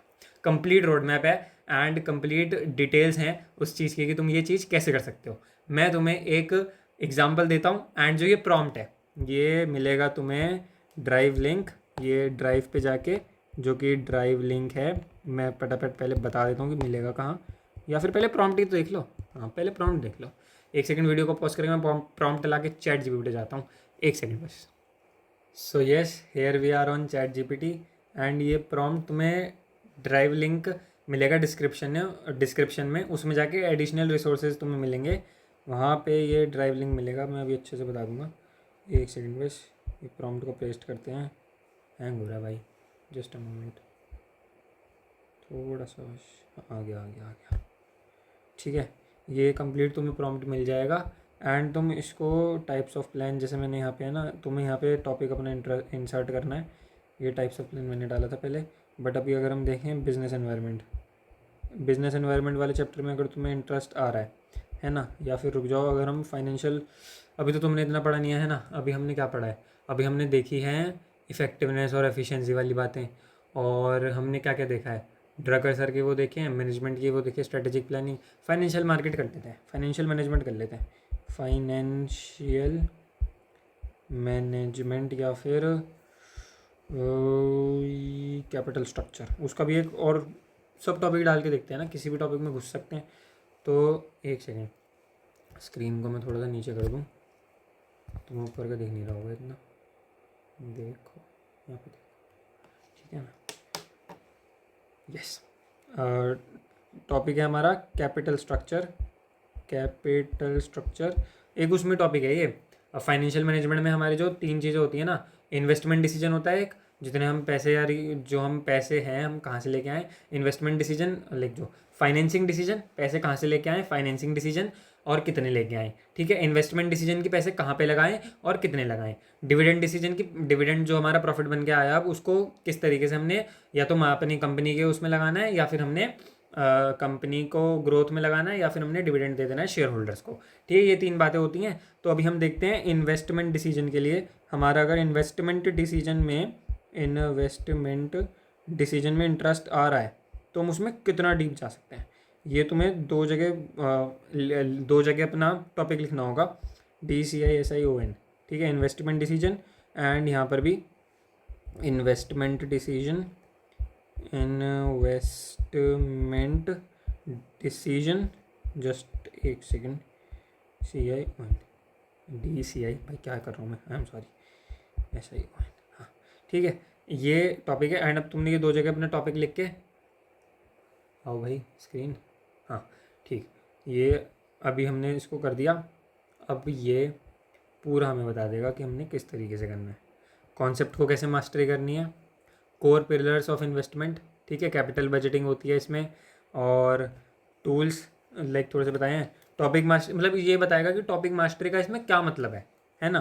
टॉपिक मास्टरी इस पर्टिकुलर कैपिटल बजटिंग डिसीजन में क्या मतलब है इसका, not just calculating net NPV but deciding weather a 100 crore factory should build और नॉट, ये भी डिसाइड करना, ठीक। Capital budgeting, understanding time value of money under uncertainty. देखो वैसे तो ये काफ़ी कॉम्प्लेक्स टॉपिक हो गया, बट तुम कोई सिंपल टॉपिक भी डाल सकते हो, एंड अगर इसके बाद भी तुम्हें कुछ दिक्कत आ रही है तो तुम वो भी इससे पूछ सकते हो, cost of capital, strategic decision making, सारी चीज़ें। तो ये सारे के सारे स्किल्स जो हैं। एंड अब ये तुम देखो करियर पाथवेज, इसमें इन्वेस्टमेंट बैंकर बन सकते हैं इस टॉपिक को डीप में पढ़ के, एंड उसके बाद इक्विटी रिसर्च एनालिसिस्ट बन सकते हैं। तुम्हें डेली इसमें कितना काम करना होगा, टॉपिक कौन से तुम्हारे लगेंगे इसमें जो तुम पढ़ोगे, तो वो कौन से टॉपिक तुम्हारे उसमें एक्चुअल वर्क में काम आएंगे, ये वाली चीज़ें आ जाएंगी। तुम्हारी सैलरी कितनी है एक्सपेक्टेड, स्किल्स तुम्हें कौन से रिक्वायर्ड रहेंगे, और growth moves into portfolio management, ये वाली जॉब के बाद क्या ग्रोथ अपॉर्चुनिटीज़ हैं, सारा एकदम एग्जॉस्टिवली तुम्हें बता देगा। एग्जॉस्टिवली मतलब बिल्कुल खोल खोल के तुम्हें बता देगा। कॉरपोरेट फाइनेंस मैनेजर ये भी बन सकते हो, पे वगैरह बता दिया। मैनेजमेंट कंसल्टेंट भी बन सकते हो, एंटरप्रेन्योर या स्टार्टअप फाउंडर भी बन सकते हो, चार्टेड अकाउंटेंट तो मैंने बताया था भी अपने फाइनेंशियल मैनेजमेंट आता है। एंड यस, फाइनेंशियल मैनेजमेंट पढ़ के ना, जो CFA अगर तुमने सुना हो तो CFA अपने पूरे मतलब जो चार्टेड फाइनेंशियल अकाउंटेंट होता है वो ये फाइनेंशियल मैनेजमेंट ही पढ़ते हैं। वो बस यही देखते हैं कि पैसा कहाँ से लाना है, कौन से सोर्सेज से ला सकते हैं, कहाँ कहाँ बढ़िया तरीके से लगा सकते हैं, और किस तरीके से डिविडेंड देना है नहीं देना है, या फिर वो सारी बातें। वो ही जो CFA होते हैं इसी पर्टिकुलर चैप्टर को 3 साल या फिर मतलब 3 लेवल्स पर बहुत डिटेल में स्टडी करते हैं, बहुत ही ज़्यादा, ठीक है, मतलब बहुत ही डिटेल में, ठीक है। और डिग्री और क्वालिफिकेशन पूरा रोड मैप, BCom BBA करो, CA यू आर ऑलरेडी, वो तो चलो वो तो ये स्पेसिफिकली मेरे हिसाब से जो है वो कर रहा है ना चीज़ों को, क्या कहते हैं, मोल्ड कर रहा है, तो क्योंकि वही AI वाली बातें। बाकी यस, टॉप इंस्टीट्यूशंस ये सारे हैं, institute of management Ahmedabad, IIM Bangalore, Harvard business school, ये सारी चीज़ें तुम कर सकते हो। ऑल्टरनेटिव या फिर स्किल फर्स्ट अगर तुम्हें चाहिए, बुक्स भी रिकमेंड कर देगा ये, तुम कौन सी बुक्स पढ़ सकते हो, समझ रहे हो चीज़ को, बहुत एग्जॉस्टिव प्रॉम्प्ट है, सारी चीज़ें तुम कर सकते हो। ये मतलब ये सीख रहा हूँ, ये बिगिनिंग के लिए तुम कौन सी बुक्स पढ़ सकते हो, intelligent investor, principle of corporate finance. Advanced अगर तुमने और डीप नॉलेज लेनी है तो मैकेंजी कंपनी, लाइक ये सारी ना, McKinsey company use by consultants firm at McKinsey company, McKinsey and company, ये जो हैं इसमें ये वाली बुक पढ़ के जो लोग अप्लाई करते हैं ना, वो वाले कॉन्सेप्ट भी हैं इसमें। ऐसी ऐसी चीज़ें इसमें बता रखी हैं। तो अब तुम्हारे नेक्स्ट 30 डेज़ कैसे होने चाहिए, नेक्स्ट 6 मंथ, नेक्स्ट 2 से 3 ईयर, और रियल वर्ल्ड एप्लीकेशन की जो लेयर है इसमें डाल दोगे तो ये वही है, पूरा एकदम एग्जॉस्टिव रोड मैप मिल जाएगा। क्या गलती तुमने नहीं करनी है वो बता देगा, एंड सारी चीज़ें तुम्हें बता देगा। तुम्हें बस क्या चाहिए, मेरे को इस टॉपिक में इंटरेस्ट आ रहा है तो मैं क्या क्या कर सकता हूँ। पूरा प्रॉम्प्ट, एकदम एग्जॉस्टिव प्रॉम्प्ट यहाँ पर लिख दिया गया है, इसको तुम कर सकते हो। ये तुम्हें कहाँ मिलेगा, ये तुम्हें मिलेगा ड्राइव में मिलेगा, डिस्क्रिप्शन सबसे पहले मिलेगा, डिस्क्रिप्शन वीडियो का, और वीडियो के डिस्क्रिप्शन के बाद description of this video only, ये वाली ही वीडियो का। उसके बाद तुम्हें डिस्क्रिप्शन मिल जाएगा, डिस्क्रिप्शन के बाद तुम्हें मिलेगा डिस्क्रिप्शन में एक ड्राइव लिंक। जिस ड्राइव लिंक पर तुम जाओगे तो तुम्हें 3 ऑप्शन मिलेंगे, एक तो इकोनॉमिक्स का, एक मिलेगा तुम्हें बिजनेस स्टडीज़ का, और एक मिलेगा नहीं, तुम्हें सबसे पहले मिलेगा इकोनॉमिक्स और बिजनेस स्टडीज़, ठीक है। और फिर मैं ड्राइव पे जाके दिखाऊं, but I guess it is not safe ना। तो अभी मतलब क्योंकि मेरी साइड से खुलेगी, फिर बाकी चीज़ें भी तुम देख लो तो क्या फायदा, है ना भाई। तो ड्राइव लिंक है, ड्राइव लिंक के बाद ड्राइव लिंक पे अगर तुम जाओगे तो तुम्हें मिलेगा वो 2 इकोनॉमिक्स का एक फ़ोल्डर मिलेगा, एक मिलेगा बिजनेस स्टडीज़ का फ़ोल्डर, ठीक है। 2 फोल्डर मिलेंगे, एक इकोनॉमिक्स और एक बिजनेस स्टडीज़, 2 फोल्डर्स, ठीक है ना। एक होगा इकोनॉमिक्स का, एक होगा बिजनेस स्टडीज़ का। और फिर जब तुम्हें उसमें किस में जाना है, BST वाले फ़ोल्डर में, ठीक है। बिजनेस स्टडीज़ वाले फ़ोल्डर में जाओगे तो तुम्हें वहाँ पे 3 फोल्डर मिलेंगे, जिसमें से एक फ़ोल्डर होगा additional resources, ADDITIONAL, additional resources. तुम सोच रहे हो इतनी मेहनत लग रही है, ये चाहिए क्यों, है ना। बट यस, कुछ बढ़िया चीज़ लेनी है तो थोड़ी सी मेहनत तो कर लो। बाकी ये नोट्स का होगा और एक वैसे होगा PPT का। हाँ, क्लास PPT तुम्हें मिल जाएगी, ये वाली जो क्लास की PPT है ना, ये तुम्हें इसमें एक फ़ोल्डर होगा PPT का, उसमें मिल जाएगी। PPTs वाला फ़ोल्डर होगा, उसमें तुम्हें क्लास के नोट्स मिल जाएंगे, क्लास नोट्स, ये जिस पर अभी मैं लिख रहा हूँ, जो सारी चीज़ें बना रहा हूँ ना। एक होगा हैंड रिटन नोट्स का, वो चैप्टर ख़त्म होने पर हैंड रिटन नोट्स, जितने भी अभी हम नेक्स्ट क्लास से नोट्स बनाने शुरू कर देंगे, नोटबुक बनाने लग जाएंगे। 200 पेज के अराउंड की एक नोटबुक बना लेना, जिसमें हमारे पूरे बिजनेस स्टडीज़ के सारे वो आएंगे, क्वेश्चंस आएंगे, नहीं सॉरी, सारे के सारे नोट्स आएंगे। 200 पेज में पूरी बिजनेस स्टडीज़ हो जाएगी। और क्या कहते हैं, एक मतलब 200-250 पेज की है ना, बाकी ज़रूरत लगेगी तो और बना लेंगे। एक क्वेश्चन के लिए बना लेना एक नोटबुक, जिसमें डेली क्वेश्चन प्रैक्टिस करेंगे हम हाथ से लिख लिख के, बढ़िया बढ़िया क्वेश्चंस, जिससे हमारी लास्ट में जो है हमें बोर्ड्स के लिए ज़्यादा दिमाग ख़राब ना करना पड़े, स्टार्टिंग से हमारी प्रैक्टिस होती रहेगी। हैंड रिटन नोट्स होंगे उसमें, जब चैप्टर कंप्लीट होगा, चैप्टर कंप्लीशन पर अपलोड होंगे, chapter completion then they will be uploaded, ठीक है। ये सारी नॉलेज की बातें, नॉलेज मतलब जनरल नॉलेज ठीक है। एडिशनल रिसोर्सेज वाली फीस, अगर तुम उसमें जाते हो ना, हाँ, जो हमारा ये जो ChatGPT का प्रॉम्प्ट है, एडिशनल रिसोर्सेज में तुम जाओगे, तुम्हें वहाँ पे एक गूगल डॉक मिलेगा, गूगल डॉक्यूमेंट, ठीक है ना। उसी में वो किस नेम से होगा, उसका नेम होगा यही वाला नेम, जिज्ञासा rush topic mastery road map prompt. तो अब मैं इसको, यही है, गूगल डॉक मिलेगा और उसके अंदर तुम्हारा होगा प्रॉम्प्ट। ये पूरी मैंने तुम्हें एड्रेस बता दिया है, घर तक तुम अब पहुंच जाओ, ठीक है ना। इस तरीके से सारी चीज़ें हमारी चलने वाली हैं। डिस्क्रिप्शन में तुम जाओगे, सबसे पहले इसी वीडियो के डिस्क्रिप्शन में जब जाओगे तो तुम्हें एक ड्राइव का लिंक मिलेगा। उस ड्राइव के लिंक पे अगर तुम जाओगे तो तुम्हें 2 फोल्डर मिलेंगे, एक इकोनॉमिक्स का मिलेगा, एक BST का मिलेगा। तुम्हें फ़िलहाल BST के फोल्डर में जाना है, और वहाँ पर जाके तुम्हें 3 चीज़ें मिलेंगी, PPT का फोल्डर मिलेगा, हैंड रिटन नोट्स का मिलेगा, और एक एडिशनल रिसोर्सेज का फोल्डर मिलेगा। एडिशनल रिसोर्सेज वाले फोल्डर में जाके तुम्हें एक गूगल डॉक्यूमेंट मिलेगा, जिसमें तुम्हारा प्रॉम्प्ट होगा, और उस गूगल डॉक्यूमेंट का नेम होगा जिज्ञासा rush topic mastery prompt, road map prompt. ऐसे सारी चीज़ें हमारी समाप्त होती हैं। राधे राधे भैया। चलो अब देखो हमने क्या क्या कर लिया। देखो देखो देखो, सारी चीज़ें हो गई हमारी। How far can be S T रस टेक अस, हमने टॉपिक वाइज अभी हमने सरप्राइज में भी देख लिया, और हमने मैनेजमेंट का इंट्रोडक्शन भी देख लिया। बहुत प्यारी प्यारी रतन टाटा जी की, रतन टाटा जी कह रहा हूँ, रतन टाटा जी का तो उधर एग्जाम्पल था ना कि बिजनेसमैन बन सकते हैं और कहाँ तक जा सकते हैं। तो यस, हमने ये भी देख लिया, और हमने साथ में ये भी देख लिया कहाँ तक बी एस टी लेके जा सकती है, उसका सरप्राइज, और जमशेद जी टाटा जी की और टाटा ग्रुप की पूरी case study, and Smita Rai ji की भी हमने जो भी उन्होंने बिजनेस वेंचर खोला, नामाची नमाची डिज़ाइनर कैंडल्स, वो भी हमने देख लिया। सो सारा का सारा हमारा हो गया है, पूरा पूरा जो भी हमने डिसाइड करा था। लेक्चर देखो, क्लास जो है थोड़ी सी लंबी हो गई है, बट क्योंकि हमने बहुत ज़्यादा अच्छे से कंटेंट को समझना है और अच्छे से एक्सप्लोर करना है, बहुत सारा कंटेंट एक्सप्लोर करना है, तो तुम अभी इसी को ऑन एन एवरेज एक लिमिट मान के चलो कि हमारी ज़्यादातर जो भी डेली की क्लासेस होंगी वो इसी लिमिट की रहेंगी। एंड अब तुम्हारा होमवर्क क्या है, अभी फ़िलहाल तुमने होमवर्क के लिए नोटबुक बना लेनी है, उसमें वाई का पेज जो है वो अपना लिखना है, ठीक है, why are you doing this, and बहुत ही मन से वो चीज़ को लिखना, क्योंकि उस पे लाइक दिस इज़ समथिंग जो तुम्हें पूरे साल और हर टाइम मोटिवेट करेगा, जो भी चीज़ तुम कर रहे हो उसकी चीज़ के लिए, कि कुछ फाइनेंशियल कंडीशन ठीक करनी है या फिर कुछ भी चीज़ करनी है तुमने, दैट इज़ दी वाई, और जो वो तुम लिख देना। एंड उसके बाद फिर ये है, एक करंट अफेयर्स तो मेरे आ ही जाएंगे डेली अब 7 अप्रैल से, एंड यही सारी चीज़ें हैं। तो अब कंक्लूड करते हैं, एंड यस, जो कल के लिए तुम्हारा होमवर्क है, क्योंकि कल इकोनॉमिक्स की क्लास होएगी, सो कल इकोनॉमिक्स पढ़नी है, उसका भी इंट्रोडक्शन इसी तरीके से देखेंगे, कैसे कैसे सारी की सारी सिलेबस बना, कैसे पूरा सब्जेक्ट बना, और let's conclude it here only. I guess biggest mistake जो सब लोग कर देते हैं स्टार्टिंग में, उसको हमने ठीक कर लिया है, एंड हमने वो बिगेस्ट मिस्टेक नहीं करी है। We have cleared our why, कि हम ये चीज़ें क्यों कर रहे हैं।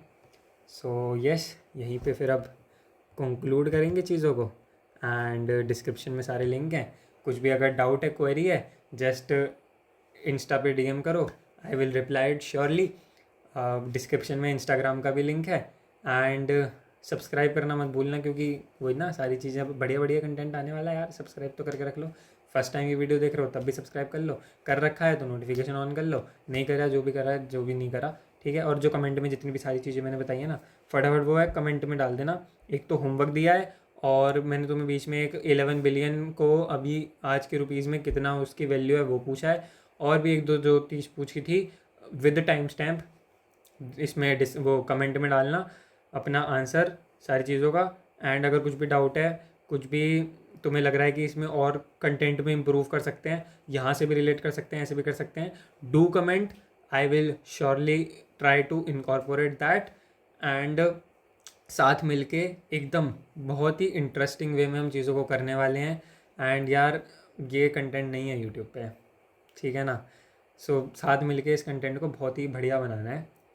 सो I hope we can conclude it. बार बार बोल रहा हूँ, बार बार कंक्लूड कंक्लूड बोल रहा हूँ, वीडियो ख़त्म नहीं कर रहा। चलो ठीक है, बाकी इंस्टाग्राम का लिंक है डीएम में, वो डीएम में कह रहा हूँ, इंस्टाग्राम का लिंक है डिस्क्रिप्शन में, और बाकी सारी चीज़ें भी तुम्हें जो भी रेलिवेंट लिंक्स हैं, ग्रुप गूगल ड्राइव का लिंक वो डिस्क्रिप्शन में मिल जाएगा, पूरी वीडियो का टाइम स्टैम्प मिल जाएगा, उस हिसाब से तुम सारी चीज़ें कर लेना। कमेंट ज़रूर करना, और कुछ सजेशन हो बताना, कुछ दिक्कत लग रही हो तो कमेंट में डीएम कर देना इंस्टाग्राम पे। With that being said, let's join our hands, Radhe Radhe, and sign off.